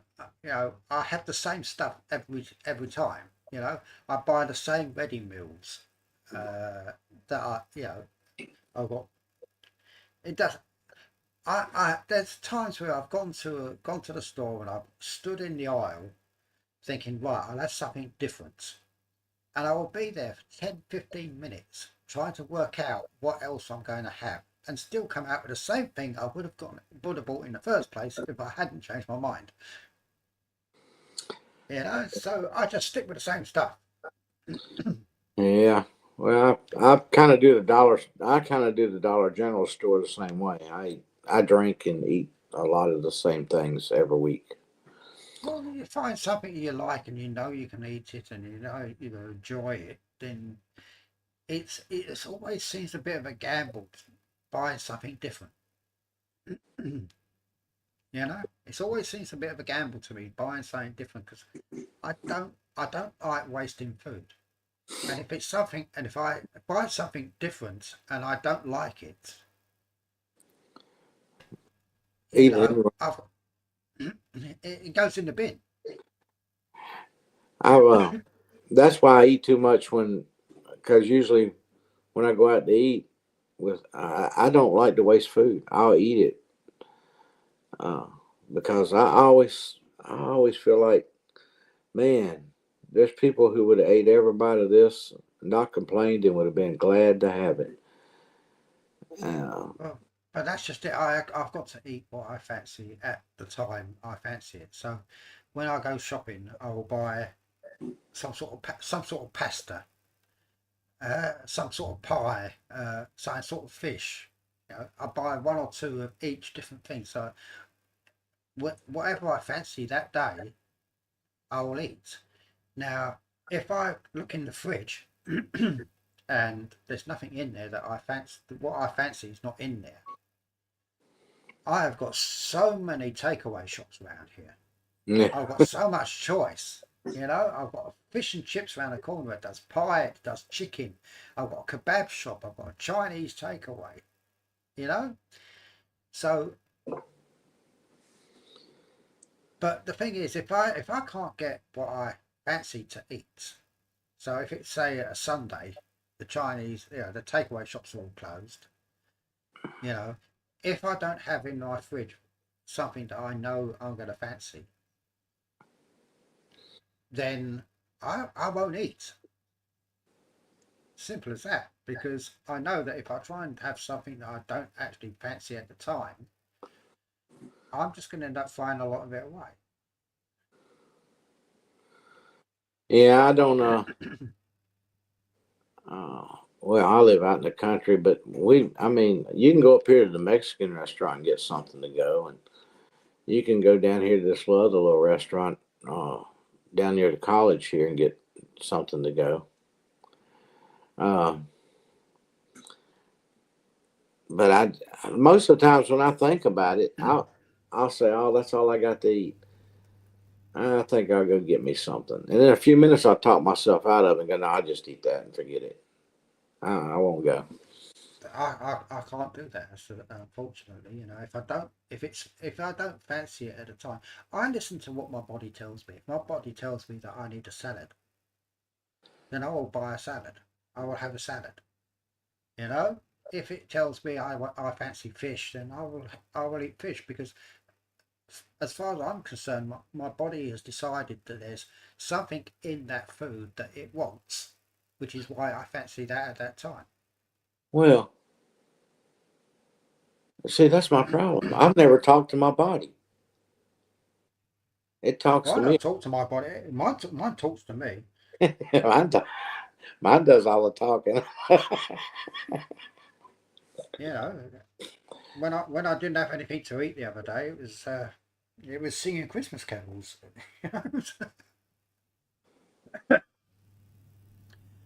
It's amazing how much noise a stomach can I will make. think of 5 different solutions. Oh well, it's good to have a backup plan just in case the first idea don't work. Well, that's just it. I mean, there's it's down to my autism where I'm I used to think that I overthought everything too much. You know, I always overthought everything. It's why I never really actually did anything spectacular. You know, that's why I've never gone. I might have an idea about something, but then I'd thinking, okay, if I do this, what could go wrong? And I look for things that could go wrong with that. To say, okay, so if that goes wrong, what do I do to solve that? So I find a solution to that, and I'm thinking, okay, well, that solution will do this. What's the downside of doing that?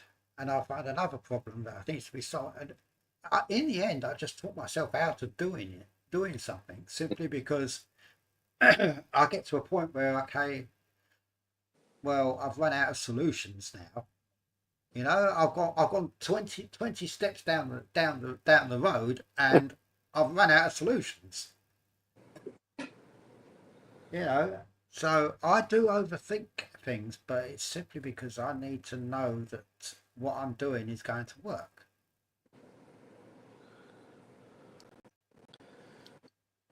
Well, You I know, wish I wish mine had done that a long time ago, Tammy. But it waited until I had the results of what I was doing. my body don't like me. It don't like me at the moment. You know,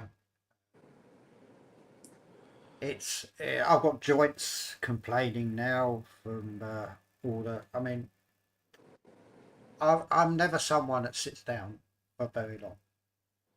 You know, I won't if I'm in a waiting room or anything like that. I'm up and I'm walking about. You know, I do not sit down and stay there for long periods of time. You know, Yeah, it's only because I'm talking to people and I'm on a live and I'm you know, or in a chat or something like that, where I'm actually doing something. yeah. You know, the rest of the time, if I'm just on a phone call to someone, I'm walking around all the time. I will not sit still. I cannot sit still. You Well, know, I was trying to stay busy the other day, and I got down on the ground and couldn't get back up, so I had to kind of like stop. I got, it was so funny. I was at the point to where there wasn't nothing tall enough that I could grab a hold of and pull myself up. And but the problem you've got is if some of the things where you were trying to pull yourself up were too high. well, I needed to use my knees wouldn't let me stand up. What it was, Mm. uh, and I needed the extra lift. And if I got something I can reach up and get a hold of and pull myself up, in other words, use my arm strength to help my knees, Mm. then I could get up. But I've noticed in your videos that when you have had to get help, it's been sort of like it's been a chair, something a bit lower, because there was one where you was trying to pull yourself up on a pole and the pole was too high. You're trying to pull yourself up, whereas when you had the chair, you could push down on the chair, and Yeah, that well, gives you a much better leverage. yeah. Either way, I was using something that was giving me more to where I didn't have to use my legs to do it as much. Just had to get. What you have to do is cart a trolley jack around with you. You know, one of those trolley But jackers. Like just jack yourself up off the ground. You know. So. the other day, I was way over there. I was way over there, away from everything, and I was like, "Oh, good! I can't get up." I tried like 4 times to get up, and I just didn't have. I just couldn't get my knees just wouldn't hold me. And I finally just sat back down, and I thought,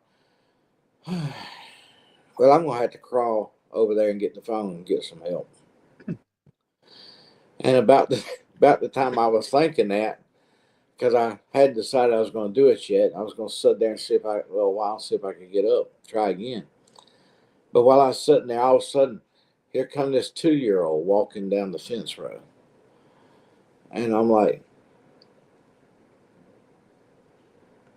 that's Jackson. Well, if that's Jackson, my son, his daddy must be with him. And I was like, I couldn't see nobody because of the shed, except for him because he was ahead of everybody. And I started hollering, Michael, are you here? You're just in time. I need some help. And he come and help me up. But yeah, I tried 4 or 5 times to get up, and I exhausted myself and my strength trying to get myself up, and I was just, I just didn't have nothing left in me.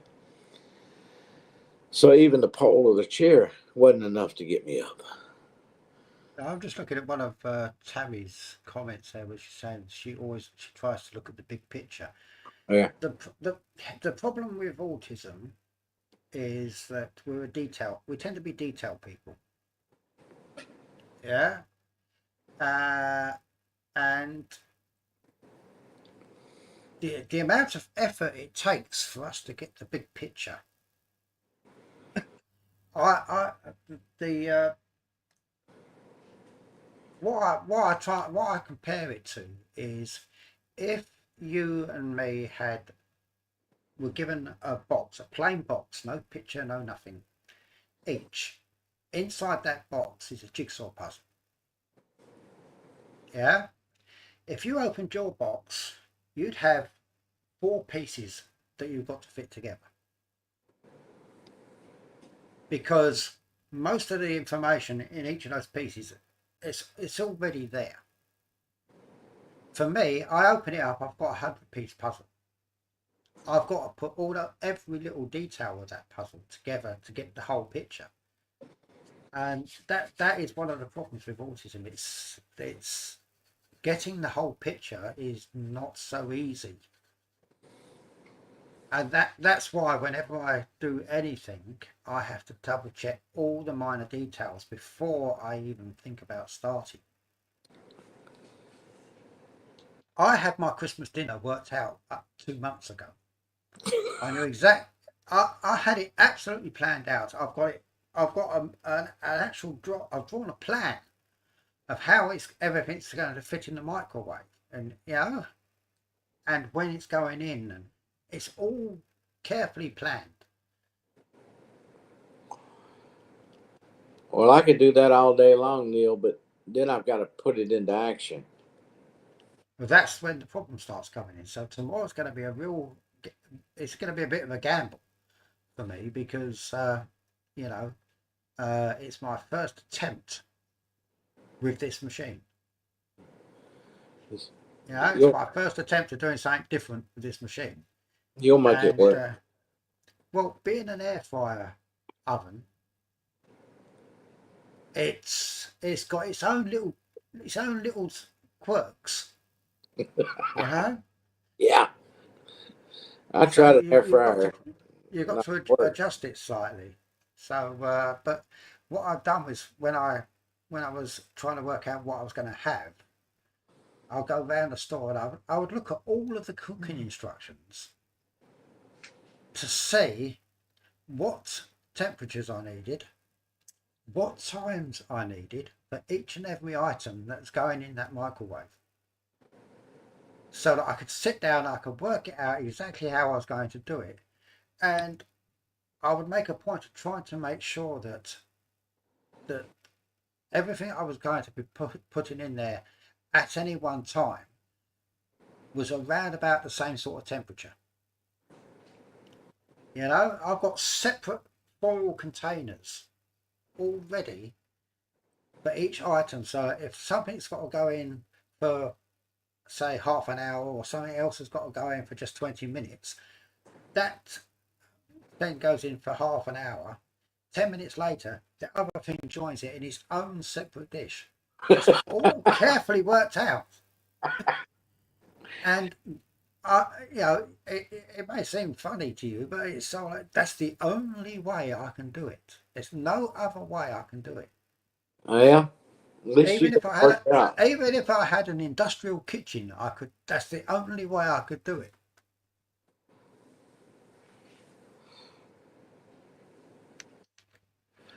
Yeah. I don't use a microwave for much. There's a few microwave meals that I do get once in a while. Mostly rice and broccoli and stuff like that together. Something I can eat that's not real big, but quick in order to take my medicine and call it quits and not worry about getting an upset stomach. Something like that. But I don't, to be quite honest, since I've got that, I use the air fryer and the oven features more, because most of the ready meals that you buy can be either oven cooked or microwaved. And oven cooked always comes out nicer.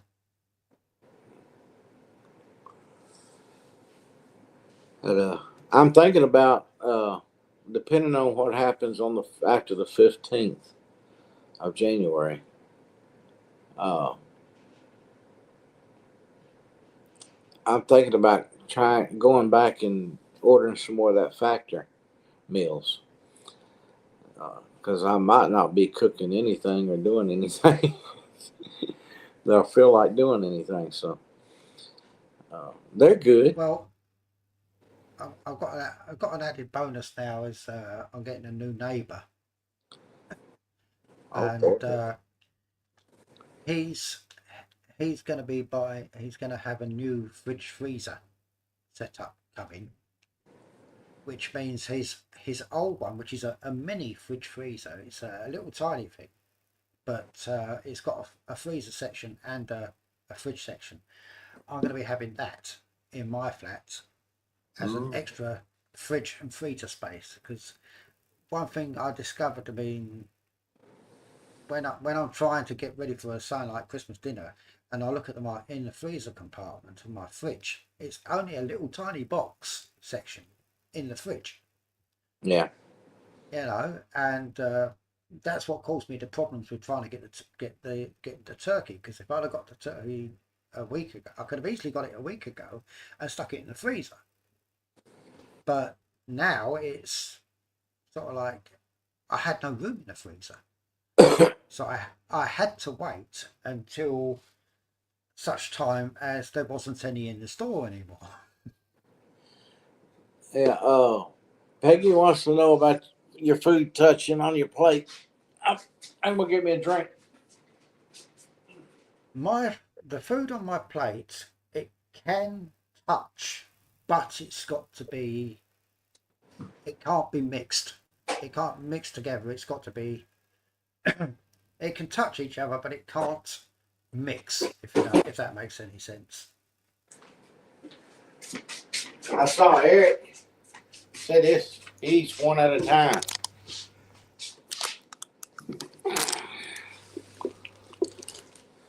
Eric said,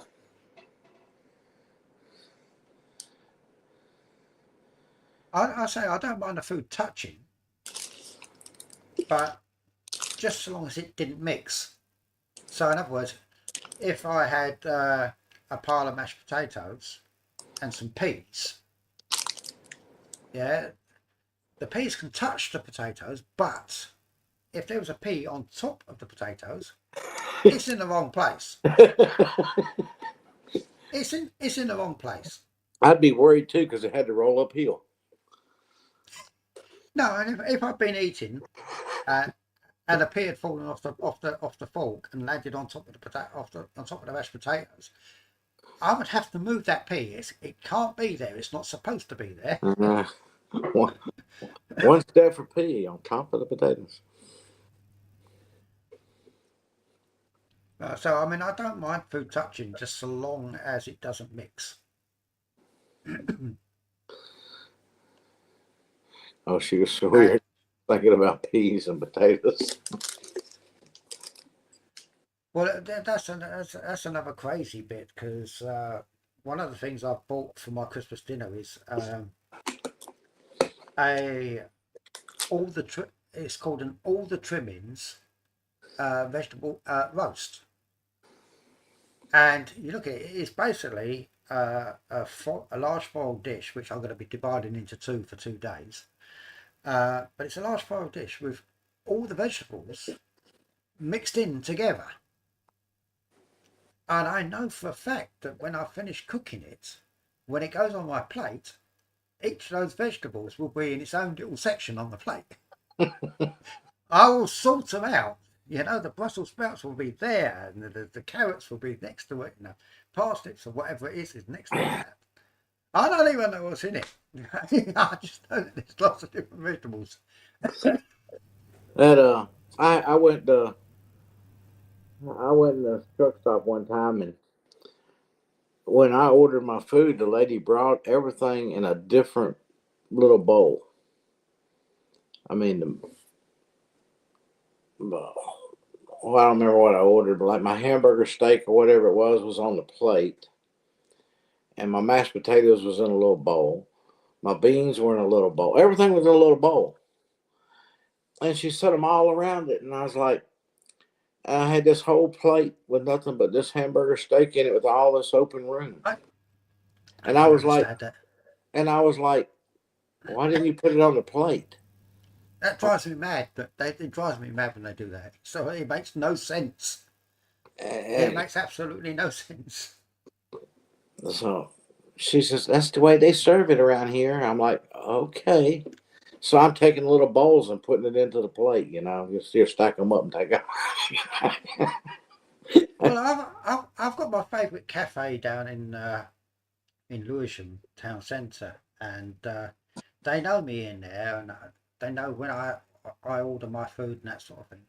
And on this one occasion, they had a different chef.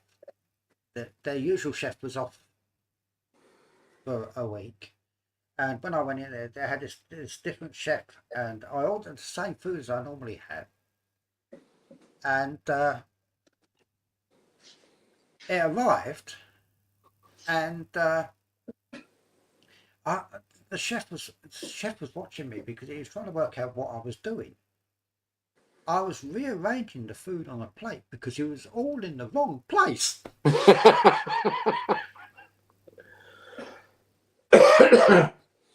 And but I go, like the Chinese restaurant down in Lafayette that I go to. They know me as far as me coming in there, because I come in here, go, hello, sir. Shrimp Chinese vegetable with egg roll. Yes, sir. That's it. Yeah, he knows what I want. And one time I really messed him up because I walked in. He's already. They still write everything in Chinese Hmm. and pass it back to the cooks. And one time he saw me coming, he started writing, and he'd already wrote it, and he's had it in his hand, and he said, I said, no, I want to try to do something different today. I've done that one. I have done that one. And he's like, huh? Oh, he was looking at what he wrote, and he's like, what do I do with this? You stuck. You got me stuck. And I said, no, go ahead and put that order in. But I want to get something else to take home for later on this evening or tonight. Or, So, and now he's happy again. He's like, yeah. Passing it on Well, back. when I lived in Croydon, when I was sort of like in my late teens, I was living in Croydon, and there was a fish and chip shop up the road from us, from where I lived, and I was with a friend of mine, and we was walking back down past this chip shop, and it was just before closing time, and just about getting ready to close, and I said to my mate, I said, I just need to pop in here for a second. He says, why? He said, we had something to eat earlier. I said, yeah, just give me a second. And I went in there and I said to him, I said, you got any chips left? He said, yeah, plenty. I said, serves you right for making so many, and walked out. You know, I didn't buy any. I just did it to wind him up. Norma Jean, Merry Christmas.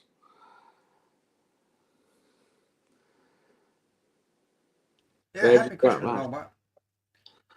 And Eric does See, have Eric does have a point I keep here. forgetting.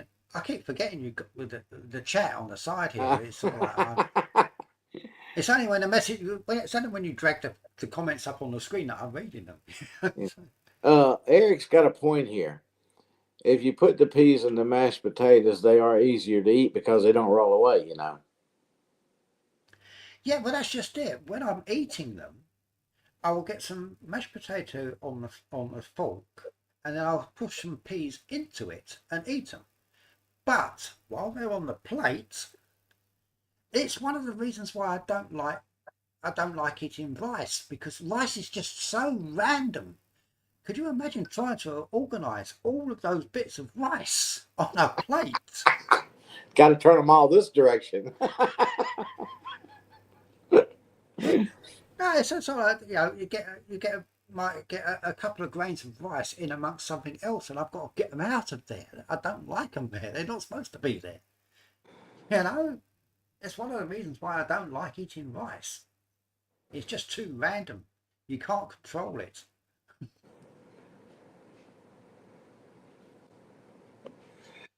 Oh, Sue's back.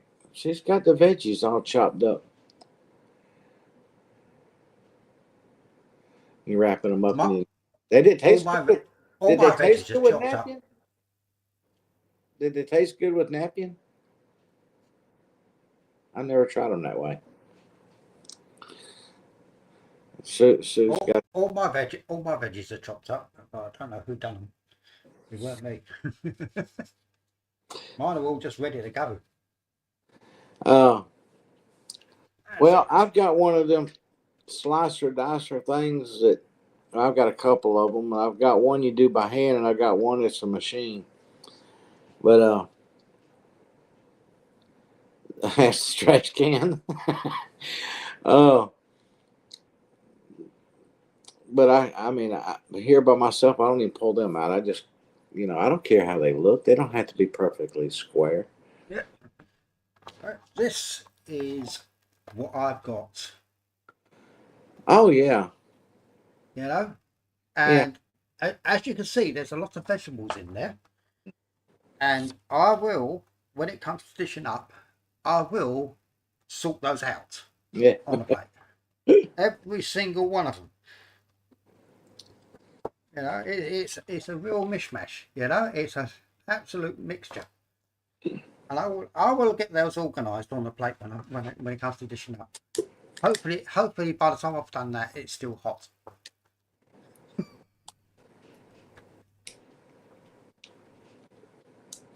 The hard part's going to be separating that gravy.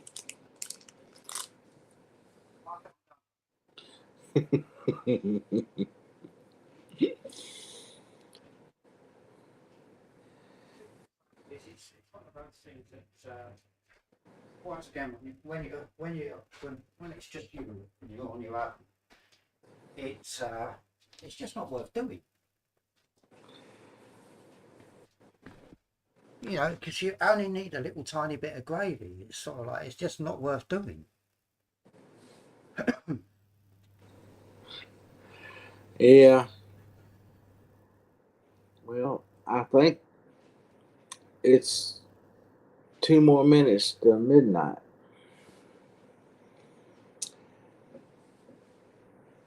Well, you've been live for 2.5 hours. Yeah. But I want to hang in here for a few more minutes. So when I say Merry Well, Christmas, just as long as you're not trying to extend your record. it'll be. I've got Eddie's to got get. so Eddie's got so close to it. Eddie's got He, very close to it. he missed about 4 minutes and a few seconds. Yeah, I thought when I said before that you know your record's at risk. People didn't believe me, and I've put something down. I can't remember. I put it. A note to self: stop putting things down. Note to self. Well, I need that on a sticky. Where did that go? What's that? This is insane.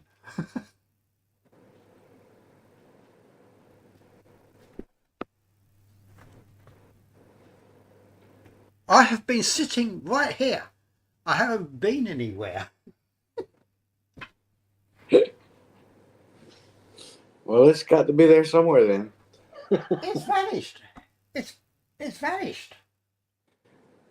Poof. This is Christmas. It's It's one of Santa's elves got hung around a bit later. He's sort of like he, you know, he's done his job. You know, Santa's off to the delivering now, so he's decided to pop back and he's going to start messing me around.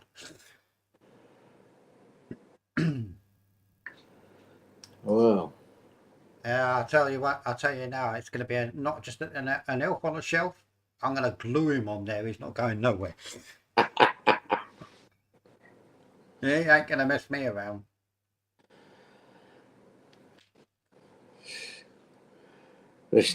there's two elves that lives at Christina's house. There's two Over the monkeys that live there too. over the years, in the middle of the night while the kids were asleep, they have messed stuff up and knocked stuff over, and run and wasted a bunch of toilet paper all through the house. There's some naughty elves. I know that's what gets me. You know, you've got Santa makes his naughty and nice list, and what about his own elves? Yeah, Well, it's hard they to got all that. control them. They They make the they get toys. yeah, they get all that elf care and all that sort of thing. You know, it's crazy.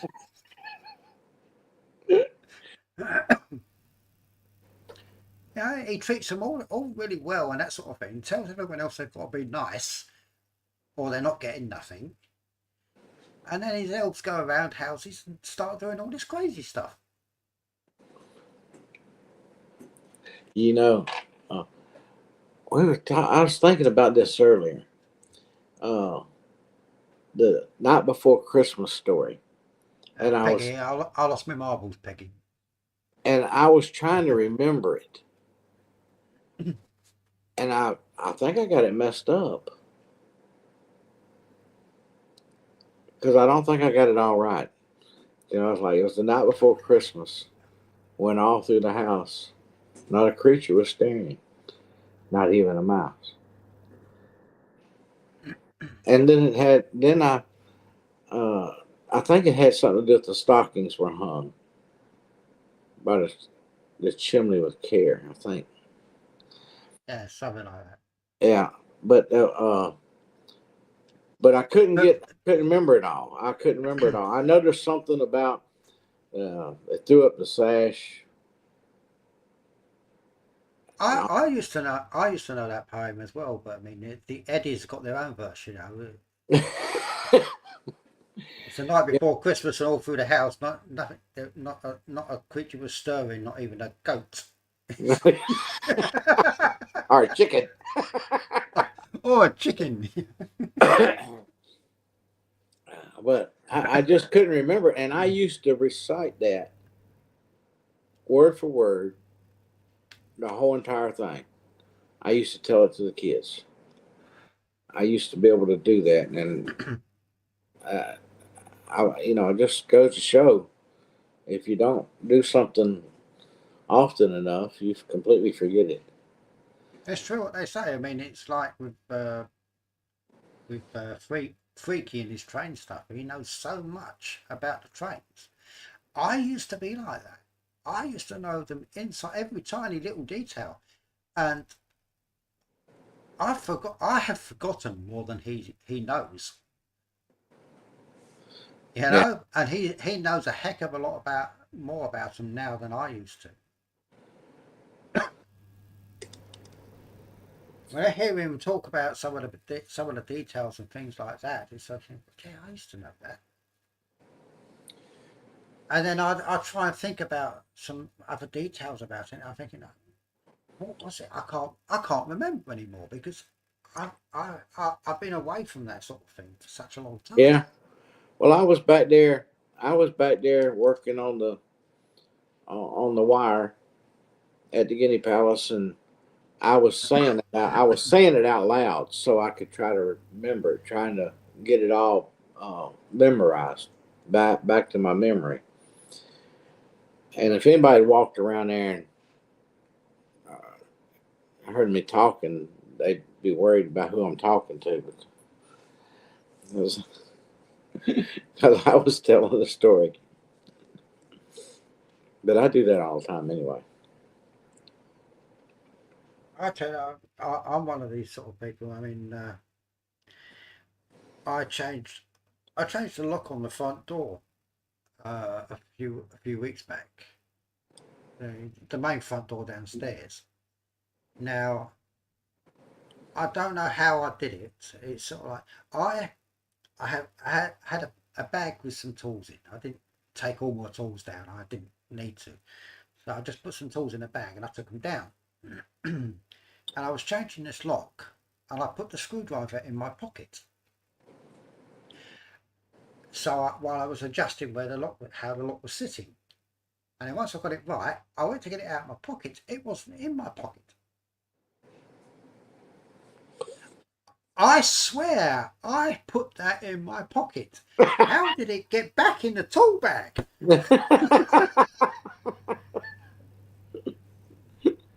I could swear that I put it in my pocket. Neil, You know? you probably did. It got lonely for the rest of the tools and just jumped back in there. Yeah, it just, yeah. That still bugs me now. You know how? Hang on, because my tool bag was on the floor. The lock was up here. I had to be standing up to do it, and to get the screwdriver back in the bag, I would have had to let go of the lock and bend down to put it in the bag. So I must have put it in my pocket. But how did it get from my pocket to the bag? Well, it stuck its point out and looked down and saw the rest and just jumped out. I'll tell you, it's just lonely. Peggy said, Neil's getting old. Of course I'm getting old. Everyone's getting old. It's just that some of them takes longer than others. Well, my biggest loss, this happens on a lot of things, but I've got to where I put things exactly in one. I try to keep it in one certain spot. That way, when I know I want my phone, it's laying on the end of the table, or it's laying on the table in there, or I know exactly where it's at. It's not in different places throughout the house normally. But because it could be laying in plain view, and I found this so strange. Now you take this phone, most of the time it's on this tripod like this. But this could be laying right here, and if this is not where I normally lay it, and I can't find it, I could come in here and look at this table with nothing on it but this phone and not see that phone. Been there, done that. And walk through the house 3 or 4 times trying to figure out where is it at. Well, that's why I've got a smartwatch. You had to get something. That is strapped to me. If I put my phone down somewhere and I can't find it, I just press a button on my watch and it tells me. My phone starts ringing. Well, I mean, it's not just my phone, but other things. My earbuds are the same. Even my vape pens are connected to my phone. So first of all, I have to use the watch to find the phone, and then once I've got the phone, I can find the vape pen. Everything's interconnected.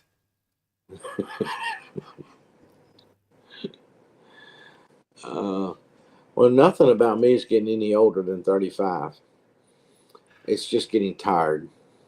Well, when I got to 50, I started counting backwards, and so now on next Monday I'm going to be 43. Now, Eric has got a point right there. Gravity is getting stronger. I know I explained that one to him a long time ago. Yeah. A long time ago. I said the trouble with getting older is it's not gravity gets stronger as you get older.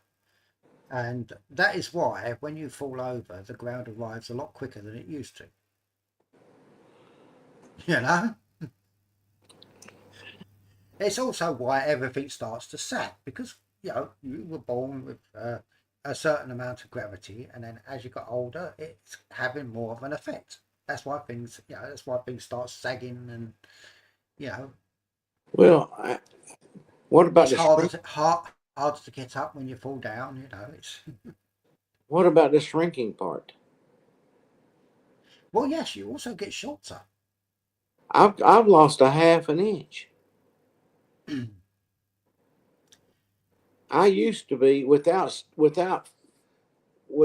great posture, just standing. I was 5'10", a little more than that, with good posture, standing up good and straight against a wall or something. But I'm just 5'9.5" now. Well, I'm a bit opposite because I mean I always used to think I was 5'4". Yeah, and when I went to the doctors for my, I got to the age of 55 and suddenly the doctors are interested in trying to find something wrong with you.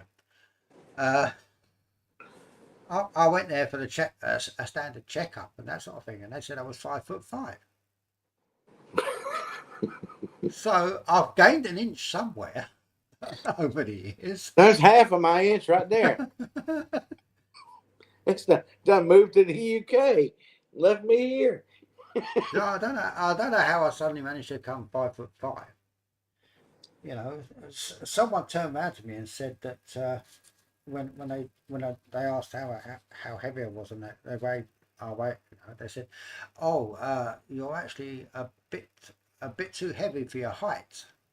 I said, "No, I'm actually not tall enough for my weight." we could hang you in the closet. It works both ways. It works both ways. There's this device. It was invented a long time ago because Barney Fife used it on Andy Mayberry. You hang yourself in the closet on it, and it stretches you. Yep, that's what you need. I want to know if people can get fat in space with no gravity. Oh, that's better. I can see it now. If so, I want to live in one of my Starlink satellites.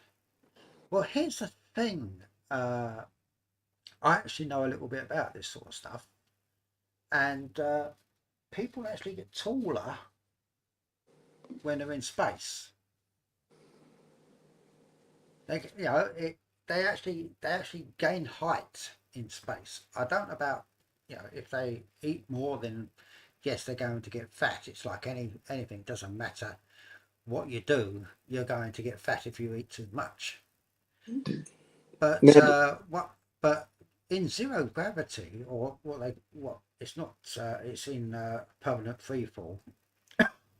But you actually gain, when astronauts come back from space, they're actually slightly taller than when they went up, and then they gradually shrink back to their normal size.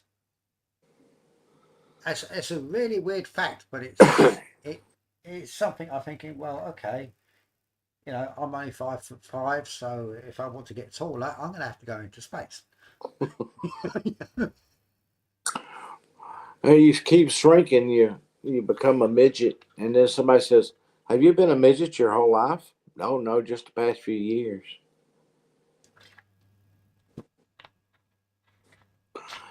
Yeah, I don't think I want to live with zero Yes, gravity.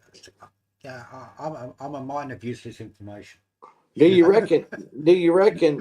Neil, do you reckon they actually makes them taller, or it's just the space they bump their head more often? They think It's simply a case of there's no gravity to drag them down. yeah, There's nothing compressing the spine. Yeah. What And now? it's in the spine that they actually gain that extra couple of inch or two. Yeah. Well, now since I broke my back and got the two messed up discs that one's leaning this way and one's leaning that way, that's what levels me off. Then that might be why I lost a half inch. Yeah, Could might be. be. Could be. Yeah, because like I say, over time, gravity does compress the spine a bit, and that's why as you get older, then you do get shorter. Because this lady that used to manage a place up here was called the law on me one time, and she was telling them he was he's about 5'9". I said, "No, don't cheat me out of my half inch now. 5'9.5". Tell them the truth.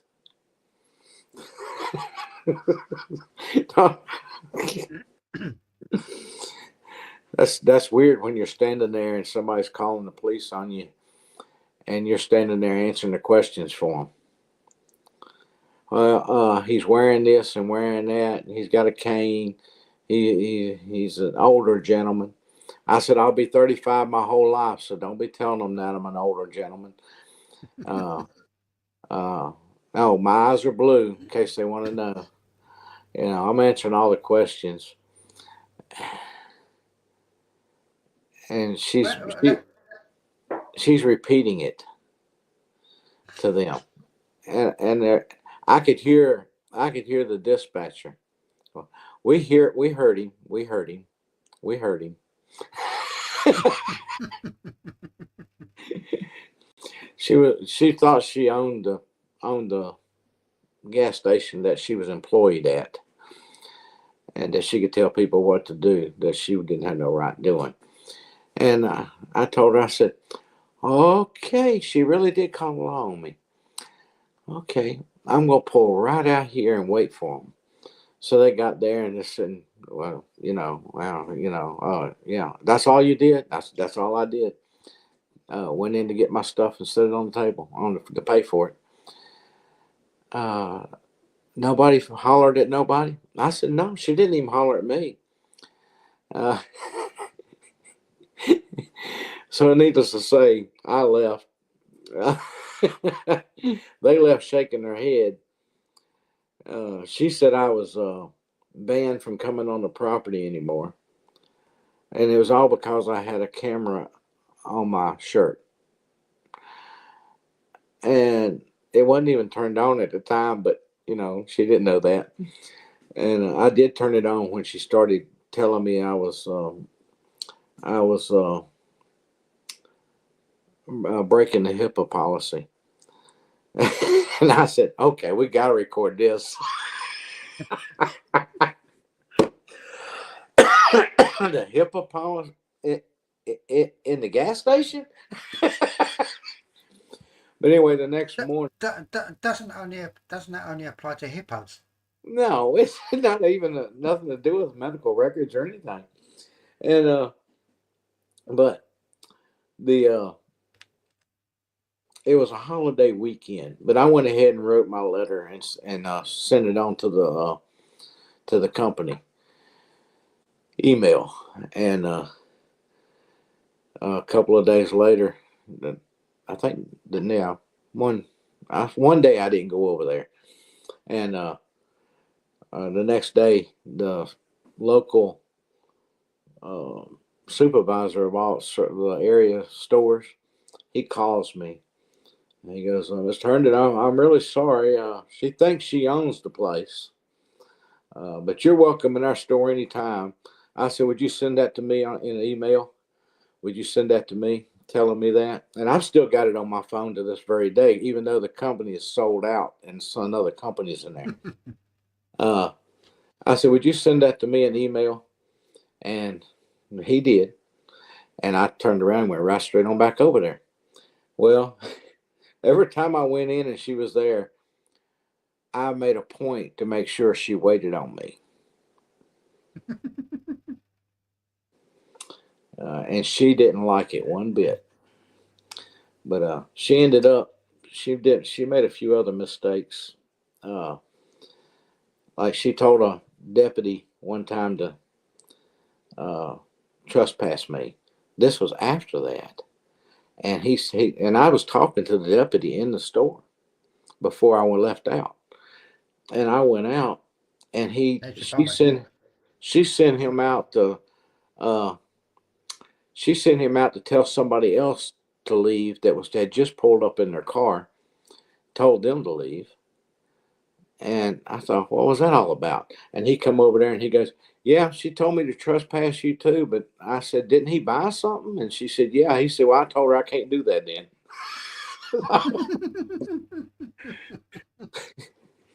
But I reported it. I reported that what she tried to do. And anyway, she ended up losing her job over there.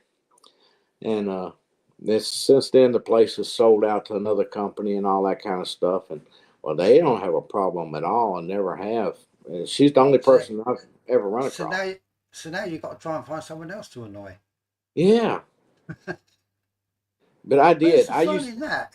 I would get in line. They'd have two cash registers open, and the one over there, she'd be at this one, and the one over here would be finished with their customer, and I'd be next. And I'd tell the person behind me, "Oh, go ahead and go on over," because I wanted to make her wait on me because she was unreal.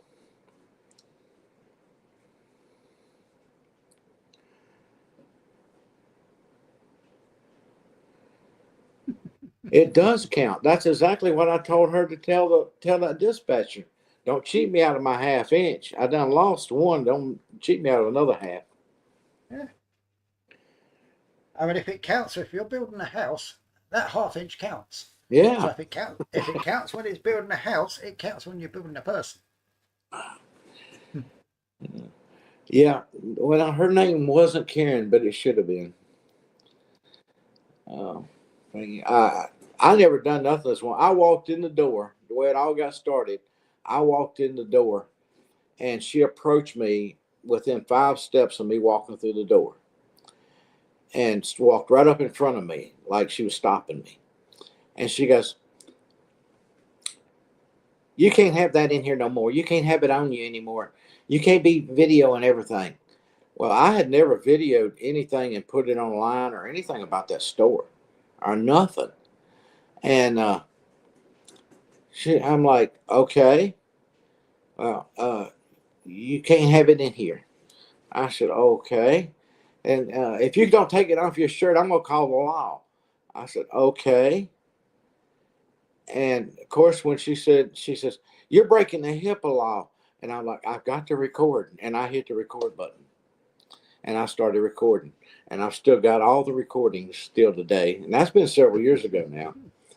And I even got the conversation me and the policeman had out in the parking lot where one officer's going, "Well, we ain't gonna mess with nobody's constitutional rights, and you're free to, this, that, and the other." And I told him, I said, "Well, I would have left the store anytime she had asked me to, but she never asked me to." I said, "I went ahead and got my drinks and carried them up to the counter, and the guy was working. Uh, I called him by name. I said, I asked him. He just stood there, and I said, 'You gonna wait on me?' And he said, 'Well, not unless she tells me I can.' And I said, 'Well, okay then.' Well, now she's on the phone, and I started answering questions for the dispatcher uh, from hearing how loud they were. And I said I left and came out, and I moved my truck down here and waited for you. I told her I'd be waiting for you." Uh, he's like, "Okay, well, that's all you did?" I said, "That's it." I mean, she did this to so many people. I wasn't the only one now. Not just over cameras, but if they pulled up on the lot and was talking on their phone out in the parking lot, they didn't come in fast enough, then she would think they should be trespassed. She was known as the Walker County trespasser. Well, I went straight to the company, and I guess they'd had other complaints too. But he sent me that letter, told me I was welcome back on their property anytime. And one of the first things he said to me was, "We're sorry. She thinks she owns the place, but she don't." And well, okay.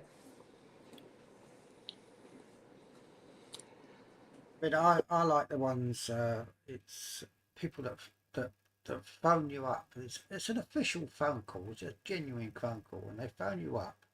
And one of the first things they say is, uh, "Our I have to warn you that our calls are all recorded for training purposes." And so I would turn around to them and say, "Well, I just thought I'd let you know. I don't have to let you know, but I just thought you'd let you know I'm recording this as well. Just so that I've got an accurate record of what the conversation was." And they would turn around and say, "Well, you're not allowed to record." Well, number one, yes, I am. Yeah. And number two, if I'm not allowed to record, then will you please kindly send me a copy of your recording?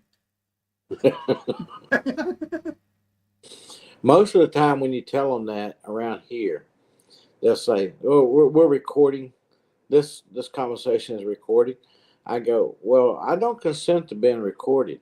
"Well, we have to do it." "Well, if you have to do it, we don't have to talk." And they'll hang up on you. Well, I mean, I do get the occasional spam calls these days, and they're entertaining because you look at my username here, for instance. It's Neil Netman. Now, Dean, you know for a fact that's not my real name. So when I get a phone call and say, "Can I speak to Mr. Neil Netman, please?" Okay, I immediately know that it's not an official call because everything official is in my real name. Yeah. Yeah. So as soon as they say that, I know straight away that they're not real. So I ask them what it's about. And, we were contacted about a loan you've had that hasn't been, we might be able to help you get paid off. Oh yeah, which loan was that? Well, it could be this, it could be that, it could. No. You said you was contacted by someone about it, so surely they told you what loan it was. Yeah. And I love messing with them, but I know straight away as soon as they ask to speak to Mr. Neil Netman that this person isn't supposed to be phoning me. Yeah. I love messing with them. You've got to mess with them. Well, when I get the scam calls, a lot of times I'll answer the phone. I'll see it. My phone will tell me most of the time it's a scam call or something, and I answer the phone. Uh, Nickham and Nickham Law Firm. How may I direct your call? Something like that. I come up with Bama and Bama Law Firm. I put an app on my phone that automatically, when a phone call comes in, it automatically checks against the database if the number's recognised as a scammer or something like that and blocks it. Yeah.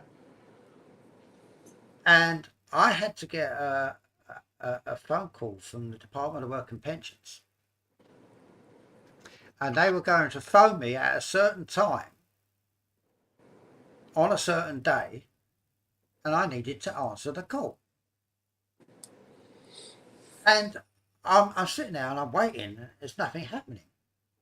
And then I get a message from them saying, "We tried to call you 3 times and haven't been able to get through." Yeah? They are listed as a scammer.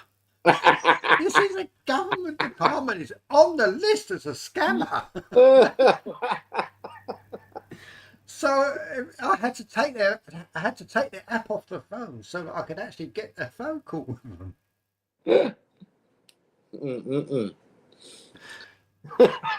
That just about sums up the government. They're actually on the scammers list. Yeah, they I've had some hilarious ones because my name is what it is on there, but there's another part of my name that I use business wise that's not on there. So when people call me looking for Dean, I know they got that off the internet. They got that off of something that I did somewhere that I wasn't interested in. I'd put Dean first. I'll have to bear that in mind when I write to you then. And they because I know what the other name is. Yeah, if they say my first name, then I know it's for real. Yeah. Well, I know what your first name is, so it doesn't matter. Yeah. I can still scam you. Yeah. But That it, that's it, that is something that freaks people out quite a lot because like I said before, I'm a detail person, and when I turned around to Stephanie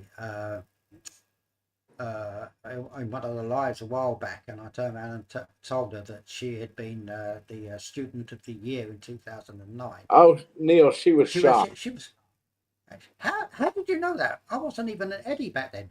I went, no, you was a, and I put the first part of a maiden Did you? name Well, on when there. when that happened, Brandon had got up for something, and That, and it freaked. just as you had put it up there, he was sitting back down, and she's looking at him, going, "Did we talk about that? Did you talk? Did I miss something? What?" Yeah, because it's just something I do. It's sort of like, it's just part of my hobby. I like to know about people.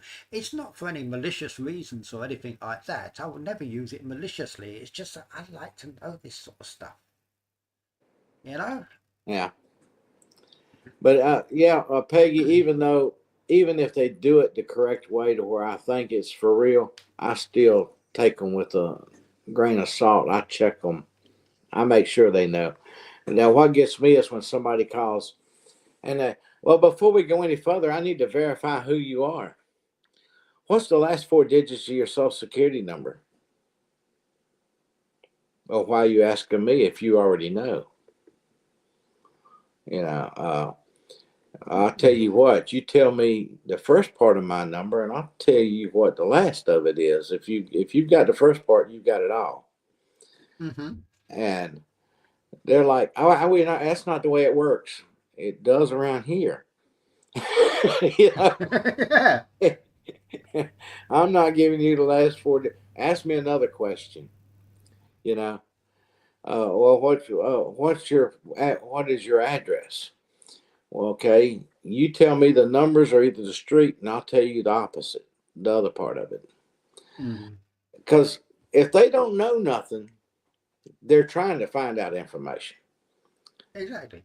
That's- It's the same with the ones where I was talking about the debts and things like that. You've got this debt and you've got that debt sort of thing. And I'll tell you, okay, well, which debt was you contacted about? Well, it could be this or it could be that. I don't care what it could be. I want to know which one it is. yeah, And they Brandon. can't. They always hang up. They always hang up. Yeah, and, yeah, they don't. They don't. Yeah. Brandon's up. He's.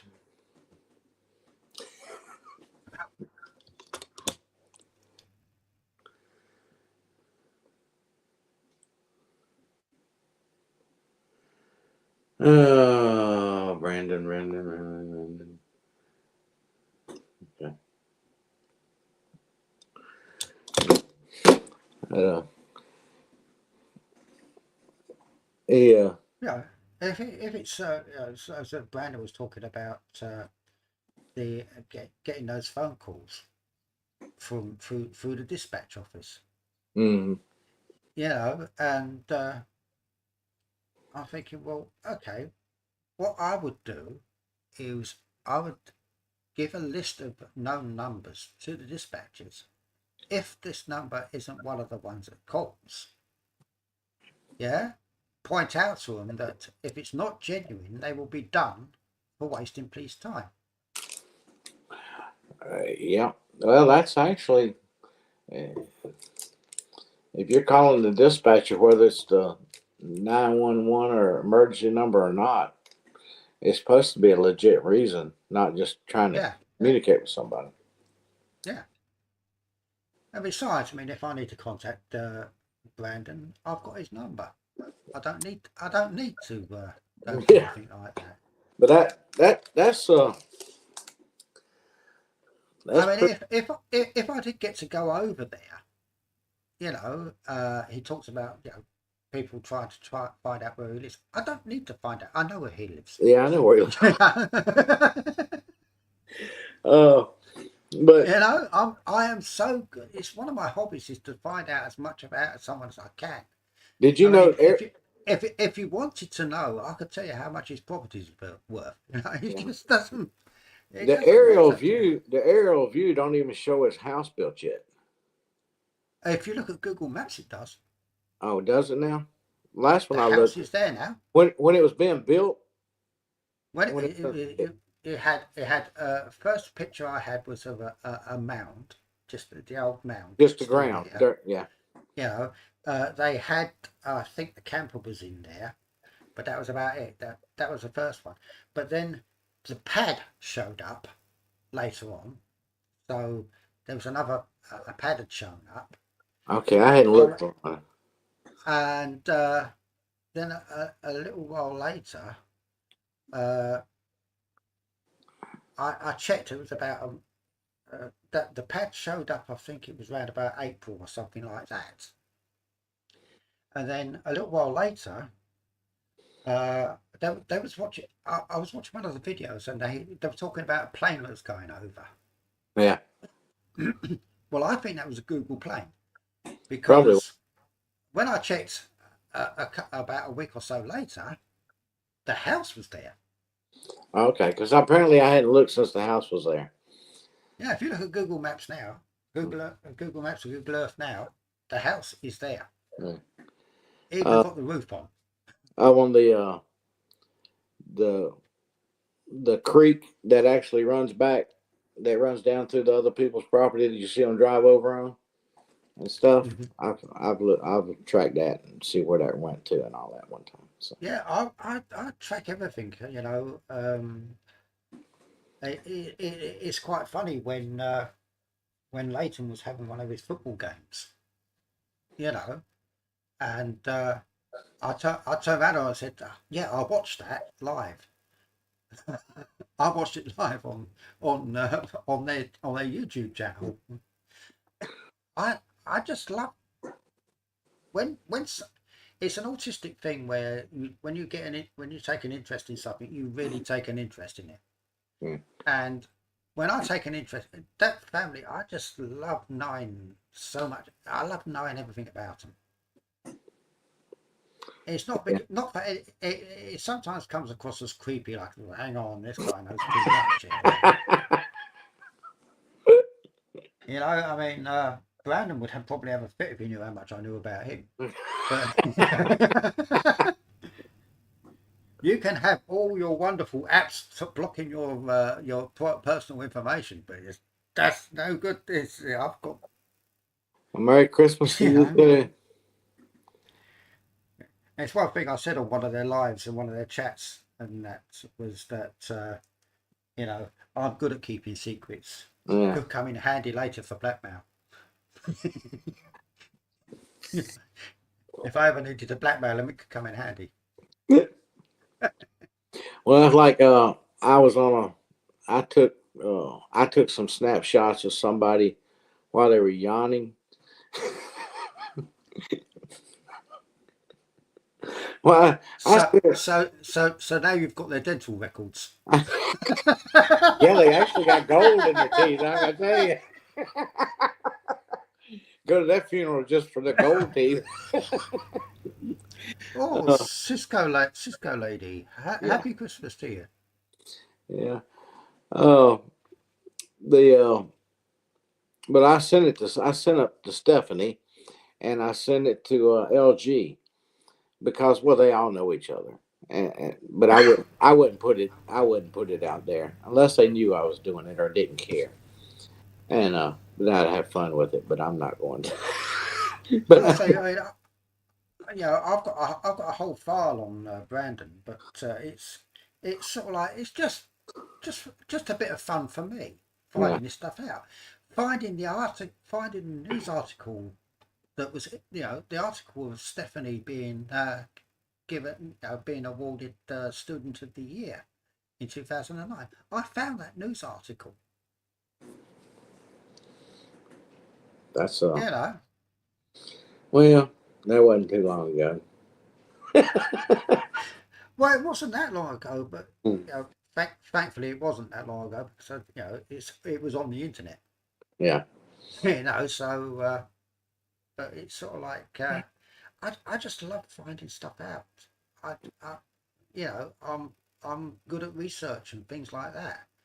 That's why my Department of Work and Pensions appeal is taking so that it is still going strong, and I know I'm going to win it because I've got all the information I need that says to me that you know I've I've got information that they tried to bury this information that says that they are breaking the law with some of their rules. They're imposing rules which are discriminatory, and Yeah. they're not allowed to do that. You know, and I've got all the information I need. Well, you're allowed to collect information. There is sometimes information that you collect that you break the policies by using, but having it's not illegal. Exactly. I mean, the thing is, I mean, I've got their guidance notes and things like that. Well, You she had know, told Peggy, if you pay I, attention, she had actually told her maiden name even before on some of the videos.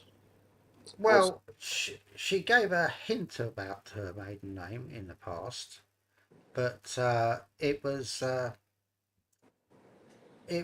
down to a bit of research work and things like that I managed to actually get her genuine maiden name. Yeah. And she was she's not bad looking now, but she was a real looker when she was younger. Yeah. Let's get ready. I just don't know how things are going to work out for the next few months. I don't, I dislike not knowing tomorrow. I guess you could say. As far as when it comes to making plans and stuff like that. But I am planning on, if I'm able to, if certain things don't get in the way, I'm planning on going to Oklahoma again. Uh, I have learned never to make plans. I never make plans well, the plans, unless I know it's something that's definitely 100% going to happen. I yeah. don't even bother starting. When I say I'm making plans, I haven't planned. I just know when it is, and if I intend on going. Let's put it that way. Well, I It's, hope you can. I hope you can uh, because I think they would love to meet you up there again. and but that's I a all the families up there would love to meet you again. there's a few of them I haven't met yet. Uh, I haven't met LG yet, Lori. Uh, Yeah, I think she was planning on going to the last one and couldn't make it herself, could she, that time? he's planning on going to this one, and uh, oh, Crandall and them I haven't never met. I've never met them. They're planning on being there. Uh, Yeah, and Minnie Crandall. Don't forget Minnie Crandall. yeah, yeah. That Maverick is a Minnie Crandall. But I've met most of the ones in Alabama. Uh, I've met the Walkers. Of course, Brandon and them. Uh, well, there's several of them that I follow that I've met, and then there's several of them that I hadn't. Can't think of his name. I want to meet him. Uh, I can't think of. I can't think of. I can't even think of his channel right now. But I've actually stopped adding channels to my list because it was getting so many that I was losing track of who was who and where yeah, and all that sort of thing. yeah. Well, that's me. I've got more than I watch, but I do got some that I I like them, but I'm not interested in what they're doing. Hmm. And but when I'm not going to be home or something, I'll punch them and let it play. while I'm gone. Well, I like the ones that you know, even if they have adverts on their or the promotions or something like that, the sponsorships and that sort of thing on their chat on their videos. You know, I'm not interested in the sponsorships. You know, Yeah, I don't.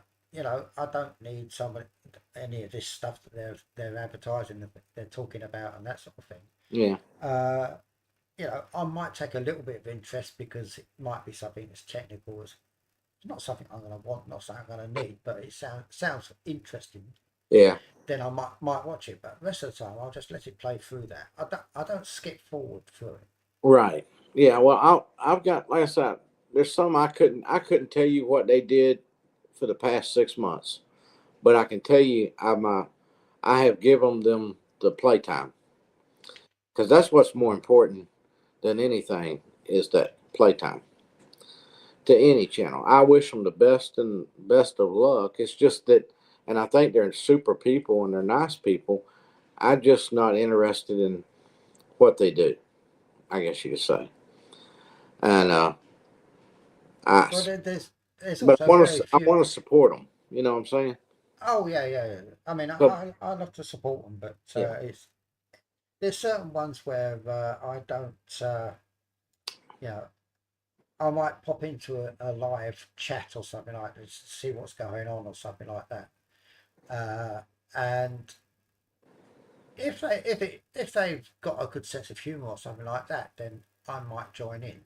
yeah, You know, but at the same time, it needs to be. I need to be sure that they know who I am, so that they don't get offended by some of the comments I might make. Because I will make fun of people sometimes. You know, you wouldn't do that, Neil. you know, it's like with Nick and Zoe from the Chestnuts. Yeah, You know, I love cracking Nick up because when you crack it when you get him, you really get him. You get a full blown belly laugh out of him. yeah. You know, so I always like to try and find something that's gonna get him Get going. him, You know, we all get him worked up. yeah. Yeah, but yeah. I met them 2 years ago. I don't know if they remember who I am or not. They might, but I talked to them, and that one time we met that one time at the Pedals in the Past. They were on the end table there. I went down there and spoke. Of course, they wasn't a very big channel at all, but at the time, they've grown some since then.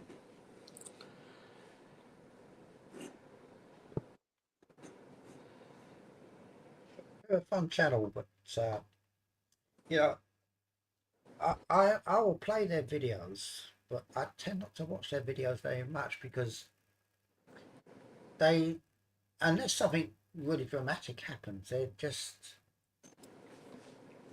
Yeah, deadly serious about everything. You know, yeah, if you look at an Eddie, so they'll go up to the animals and they'll have a conversation with the animals, that sort of thing. You know, that but Nick and Zoe, they just go around and they look at the whole animals and keep a check on things. And it's sort of like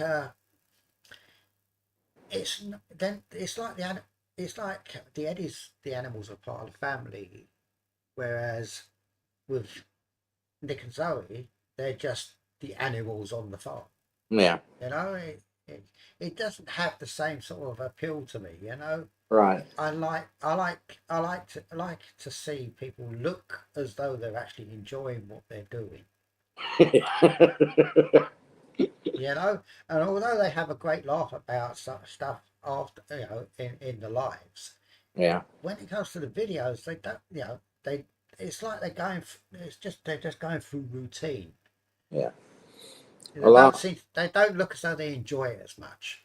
If uh, if I'm going to be gone for a while, uh, I'll I'll make a playlist and set them up of the not one.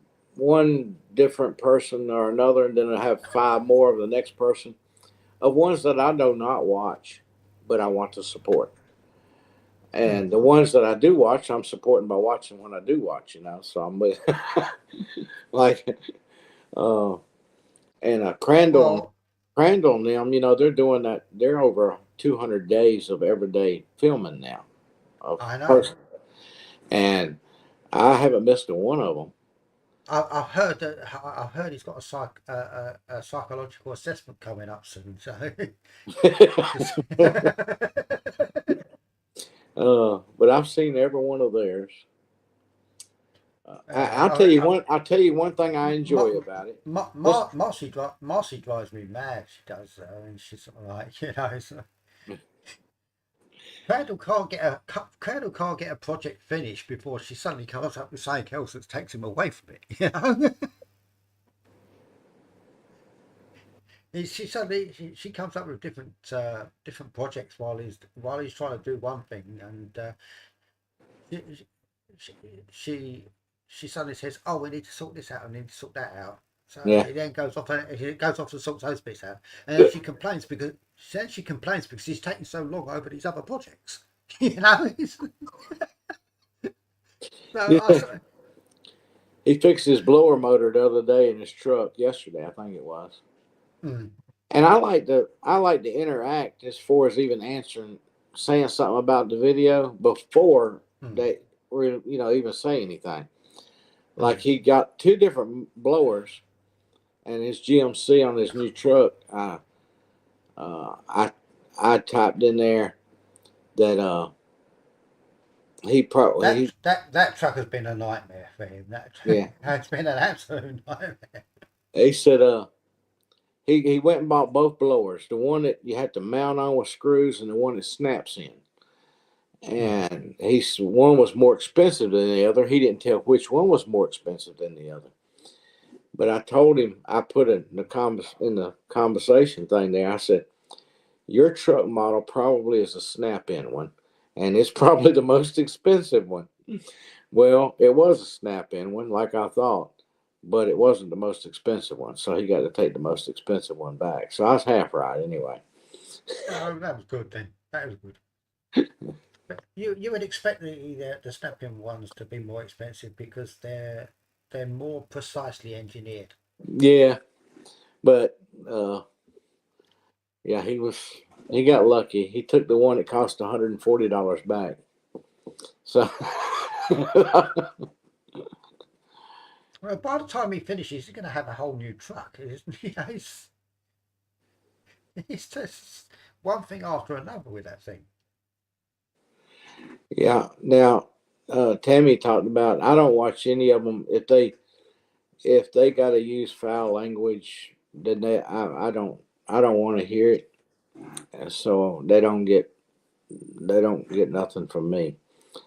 And if they promote alcohol or drinking and all that and carrying on, then they don't get promoted. I don't care for it neither. So I don't I don't watch them.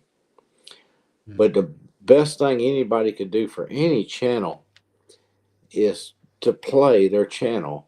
Let it, build your playlist and just let their channel play when you're not home or Oh yeah, when. I mean, if I'm doing, if for instance, I'm watching a video that's not, you know, not visually appeal, it doesn't grab my attention. It's not something I need to watch. I can listen to it. I will let it play. I will listen to it, but I'll be doing something else at the same time. Yeah, Yeah. Eric wants to watch the History Channel. I like the History Channel most of the time. I do it quite often because sometimes you come across things where you think you know everything about something, and all of a sudden they come up with something completely new. Yeah, We've got a light-hearted quiz show over here called QI. Quite interesting, and they come out with some really crazy facts and information where you thought you knew something, but it turns out that it's not quite what you thought it is. Uh, And that what they do is they lose points if they give an answer which is the answer that anyone else on the planet would probably give but didn't know the different that it was actually different. And you know, it's quite funny. It's the only quiz I know where at the end of it when they give the scores out, if you've got a plus score, it's rare. Everyone's got minus this and yeah, minus that scores, you know. But it's good fun because it's sort of like um, it's like when you look at a sunset. Yeah, they played a video of the sun going down and said, right, they had to buzz in when the sun had set. Yeah, yeah. and they were all late. And they were sort of like, I said, what do you mean we're all late? He said, this is when the sun has set. And he showed it with the sun, the bottom of the sun just touching the horizon. Yeah. And they're all going, it hasn't set. I can see it. It's not set. It's there. How can you say that sun has set? And it's all down to the fact of the way that the light bends around the earth. The sun has actually set. It's down below the horizon, but you can still see it because of the way the earth, Right. the atmosphere has bent the light. And it's silly, crazy stuff like that that I think you know, this is the sort of stuff that I love. It's useless information, absolutely useless, you you know. But think it's so, right? but it's fun. It's fun to know, you know. Yeah. I love that program. I tell you, I love to see the moon and the sun out at the same time. You can depending on the weather and the clouds and everything, but it happens every day that it's Well, possible. almost every day. It's Well, possible well, every day, it's most possible. days. It's happening every day, but sometimes we can't see it. Yeah, we can't see it because it's maybe just a new moon or something like that, and there's Yeah, just or the not what? enough of it to Or see. the clouds or the weather just don't Yeah, cooperate. It's just like you can have a full moon, but the clouds can hide it. Uh, yeah. It's like I turn around to people saying they say, what's the weather like there?" I said, "Well, the sky's blue and the sun is shining. I just wish those clouds would get out of the way so I can see it." yeah, but when you do get to see it, it's just I think it's cool. Well, there's the sun and there's the moon, and they don't like each other. Hmm. The moon is too cold for the sun, and the sun's too hot for the moon, so they just don't get along. But they're both out there. They're both up there in the sky together, and they coexist. So why can't we?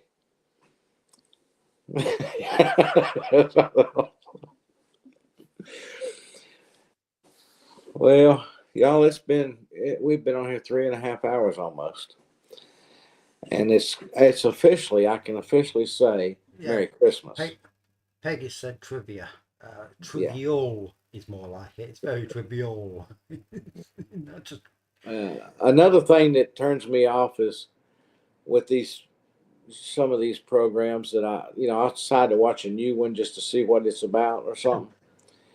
And the first thing you hear is they're complaining about another YouTuber's channel. yeah. I'm like, seriously? Here's the thing: if you don't like another YouTuber's channel, don't watch it. Just don't watch it. And You I get wouldn't even, people that subscribe to a YouTube channel just so that they can complain about it. yeah. You know, it's the old saying: if you don't like the view, don't look out the window. Yeah. You know. Close the curtains.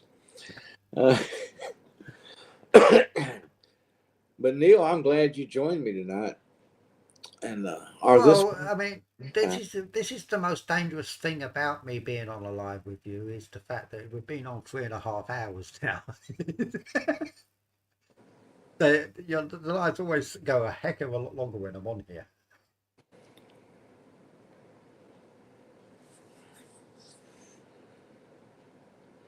YouTube believe. Some YouTubers believe that the drama gets them more views. No, I don't mind. Not with me, they don't. If it's a bunch of drama and complaining and fussing about something else, and then If you get people in the live chats, I could well, get that. I could walk down the you, street and get that in you've real got your life. you've got the wrench army with you. You know, so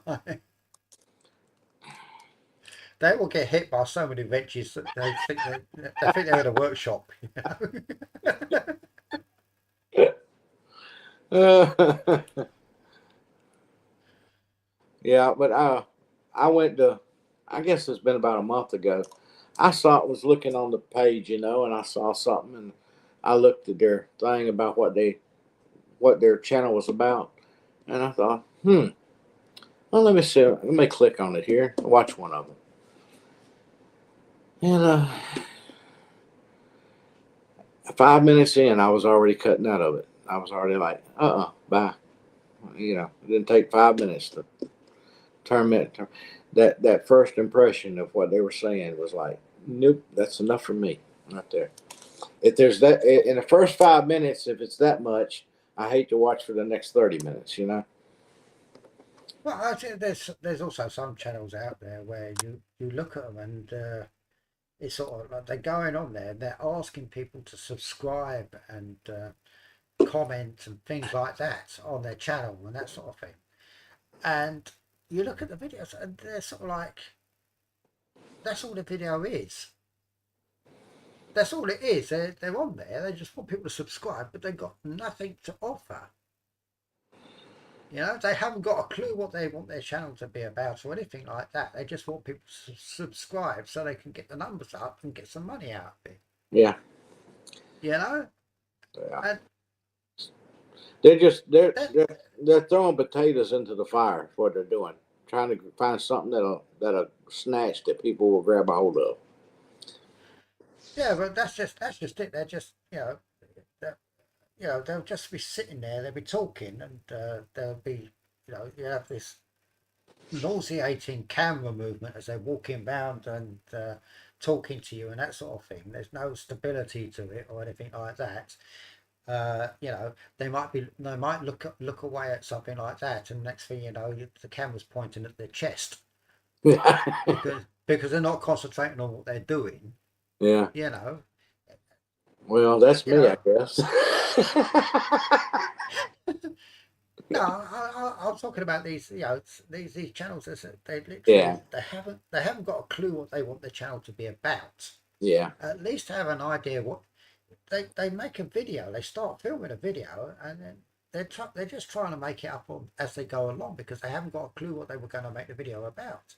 At least have an idea. If you're going to be making a video, at least have an idea at the beginning of the video what you're going to be what your aim is for the video. I'm getting up this morning. for you, it's a case of whatever you do that day. You're going to film it. You're going to be doing some interesting stuff or not interesting stuff, in your view. For us, it is a lot of it is interesting. To me, it's all interesting. I guess anything can be it's all interesting. But it's not. It's all interesting, but yeah, for me, it's all interesting because it's not it's a different life to what I've got. Yeah. I love finding out seeing this stuff. But what I was saying a while ago was one of the things that I really have enjoyed watching some other channels is I have watched the kids grow up. I have watched them from where they couldn't speak at all, just make noises and cry, to actually, having conversations. And some of them still make noises and cry. Yeah, and have conversations all together. but just watching them grow up and mature. I know we don't see everything. You watch a 20, 30-minute clip of something I did. Well, it was probably about more like 3.5, 4 hours. But you wouldn't want to see me go sit down in a chair and just sit there, or go in the house and sit in front of the fireplace and do this for the next 30 minutes, trying to get warm enough to go back out again. Mm. So I just put, what I'm actually doing. But There's also a fine balance because if you come into the house and you're cold and film yourself for a few seconds, it's cold or Yeah. something like that, and that's it.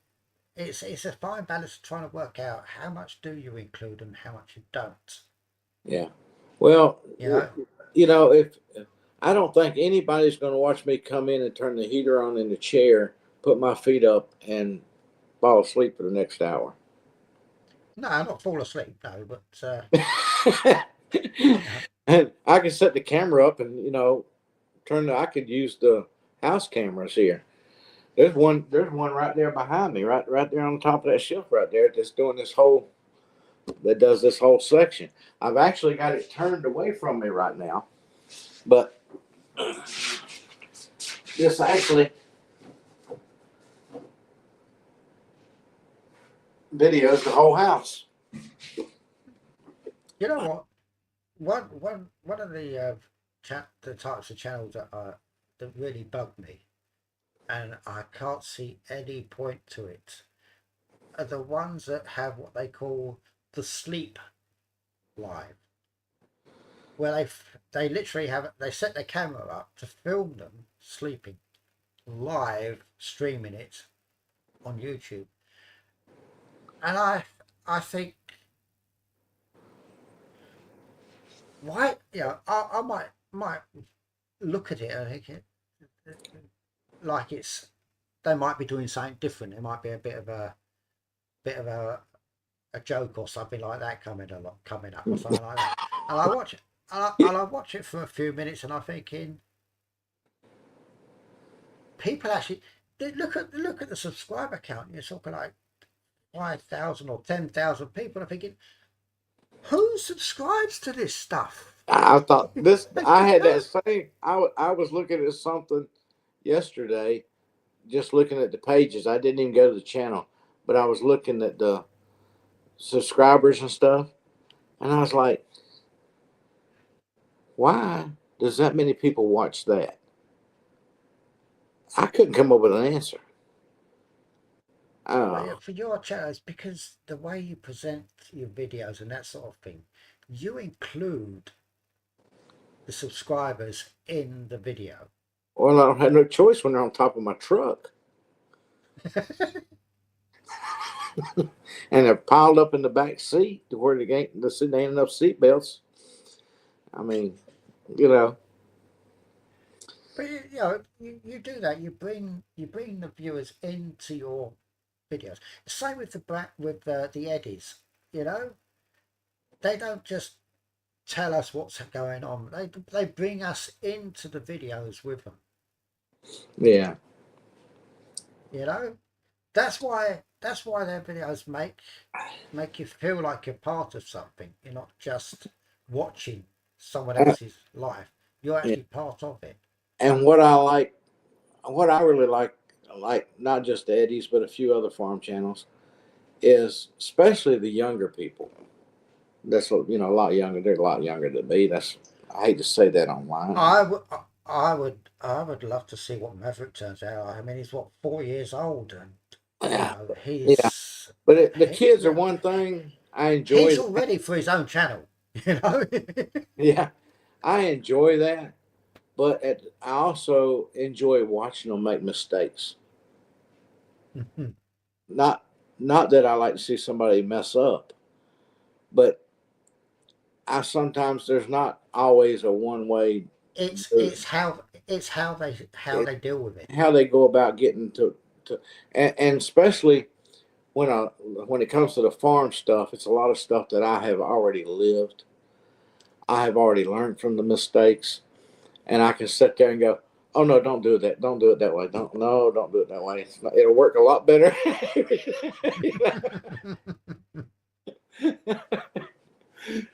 But they all got to learn, and it's just fun to watch them grow.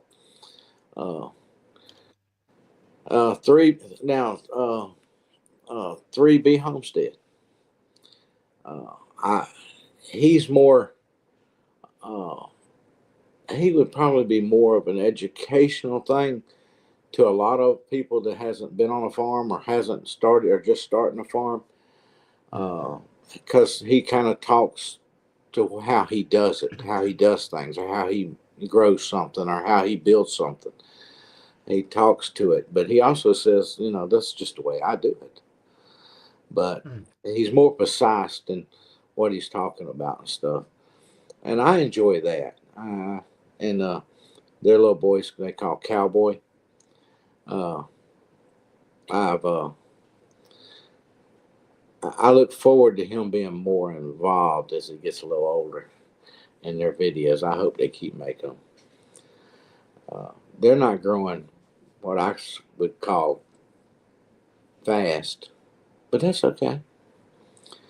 But I think a lot of people's missing out on something. They're not because you if you haven't lived it yet, you're walking away with something.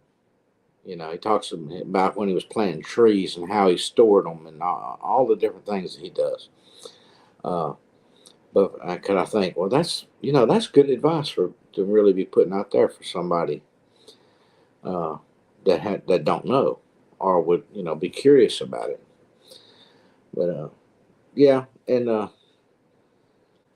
it's, like it when some of these channels they're doing something for the first time, and they think they've got it all worked out how they're going to do it, and it suddenly turns out it doesn't quite work that way, and they've got to find a workaround or something like that. yeah, I love watching that sort of thing. Not because they've got something wrong, but because they've now got to solve the problem. yeah, they get it working. But That's more interesting. Having a problem to solve yeah, is now more interesting than like just Crandall and doing his something. A-frame. Yeah, that's his first. It's his third set of Third set. his third set, And he's got to move the container and again. he's got to move the 2 more containers. foot. Back the other way. And he was right. He did have that container 2 foot over before. Hmm, He moved it for them last set. That's gonna move yeah, it back the other way. But it's okay. and then once he's moved it, he's got to try and get it level again. And then what about all that gravel he's put down? He's going to have a 2 foot gap. He's now going to have to move some of that gravel around. He's created himself a whole new bunch of work because he's had a better idea for the roof. Yeah, ideas changes, so more A-frames come into the picture. Yeah, yeah. Because he's got a better idea for the roof. He's just created himself an extra bunch of work on top of that. Yeah, but I was thinking when he was talking about them other A-frames, he should put him some posts out there that'll line up with that other set of A-frames that comes after he puts the ones he just got up, and let it extend out over that. I believe Yeah, that's well, to the that's north. that's what he said he was going to do. The new ones he's going to be putting up are going to be for the centre part, but he's going to be using some of the other ones from the other What do ones you he was think? doing Do you before. think he's going to extend it out to where he can He's pull gonna on he's gonna put he's gonna be putting them over the rest of the the containers, so they've got a bit of a roof on them as well. But I was thinking if he'd channel that off of that one and come out, he could actually have something he could pull things up under the distance of the. Well, a canopy. Do you know Yeah, what? He's got enough of them to be able to build another one. he could this build is two his more third. houses. This is his third set, so he's got plenty of them to work with. You know. Oh, yeah, all got him. Yeah, which what we told the boys there. Yeah, Eric, but they had to learn on their own. One of them did anyway. Dan, Daniel did. Well, him and Michael's out there, and Daniel decided he was. I can't touch that fence. I'll pee on it then.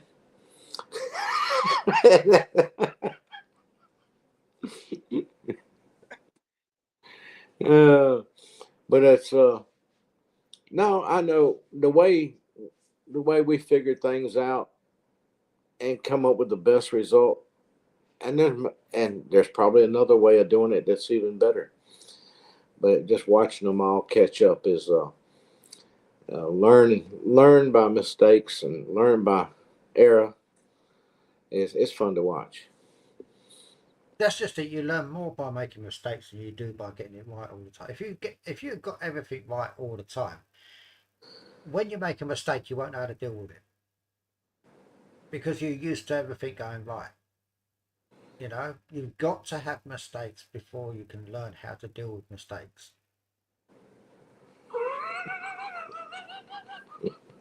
But they can hear him. Oh, yeah, but it is what it is. Now, he's a smart young man. Uh, he knows a lot of different things. He's learned from doing it one way and then He's very good at working things out technically. yeah, he's a good handyman. If you want this done, let me figure out how to do it for you. And I'll figure it out. But we've been on here 3 hours and 46 minutes, and I've got to get up in the morning early as I can to make that trip across the mountain. And I've got to try and phone my sister before she starts cooking.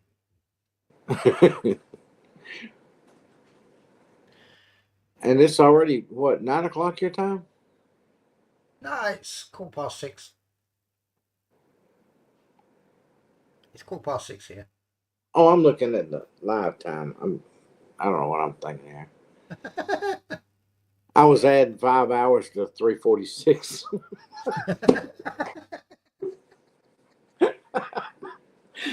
Oh man. Yeah, it's 1:17. Well, I think we can safely say that everyone that's been around and alive on this in the chat here is now in Christmas Day. Yep.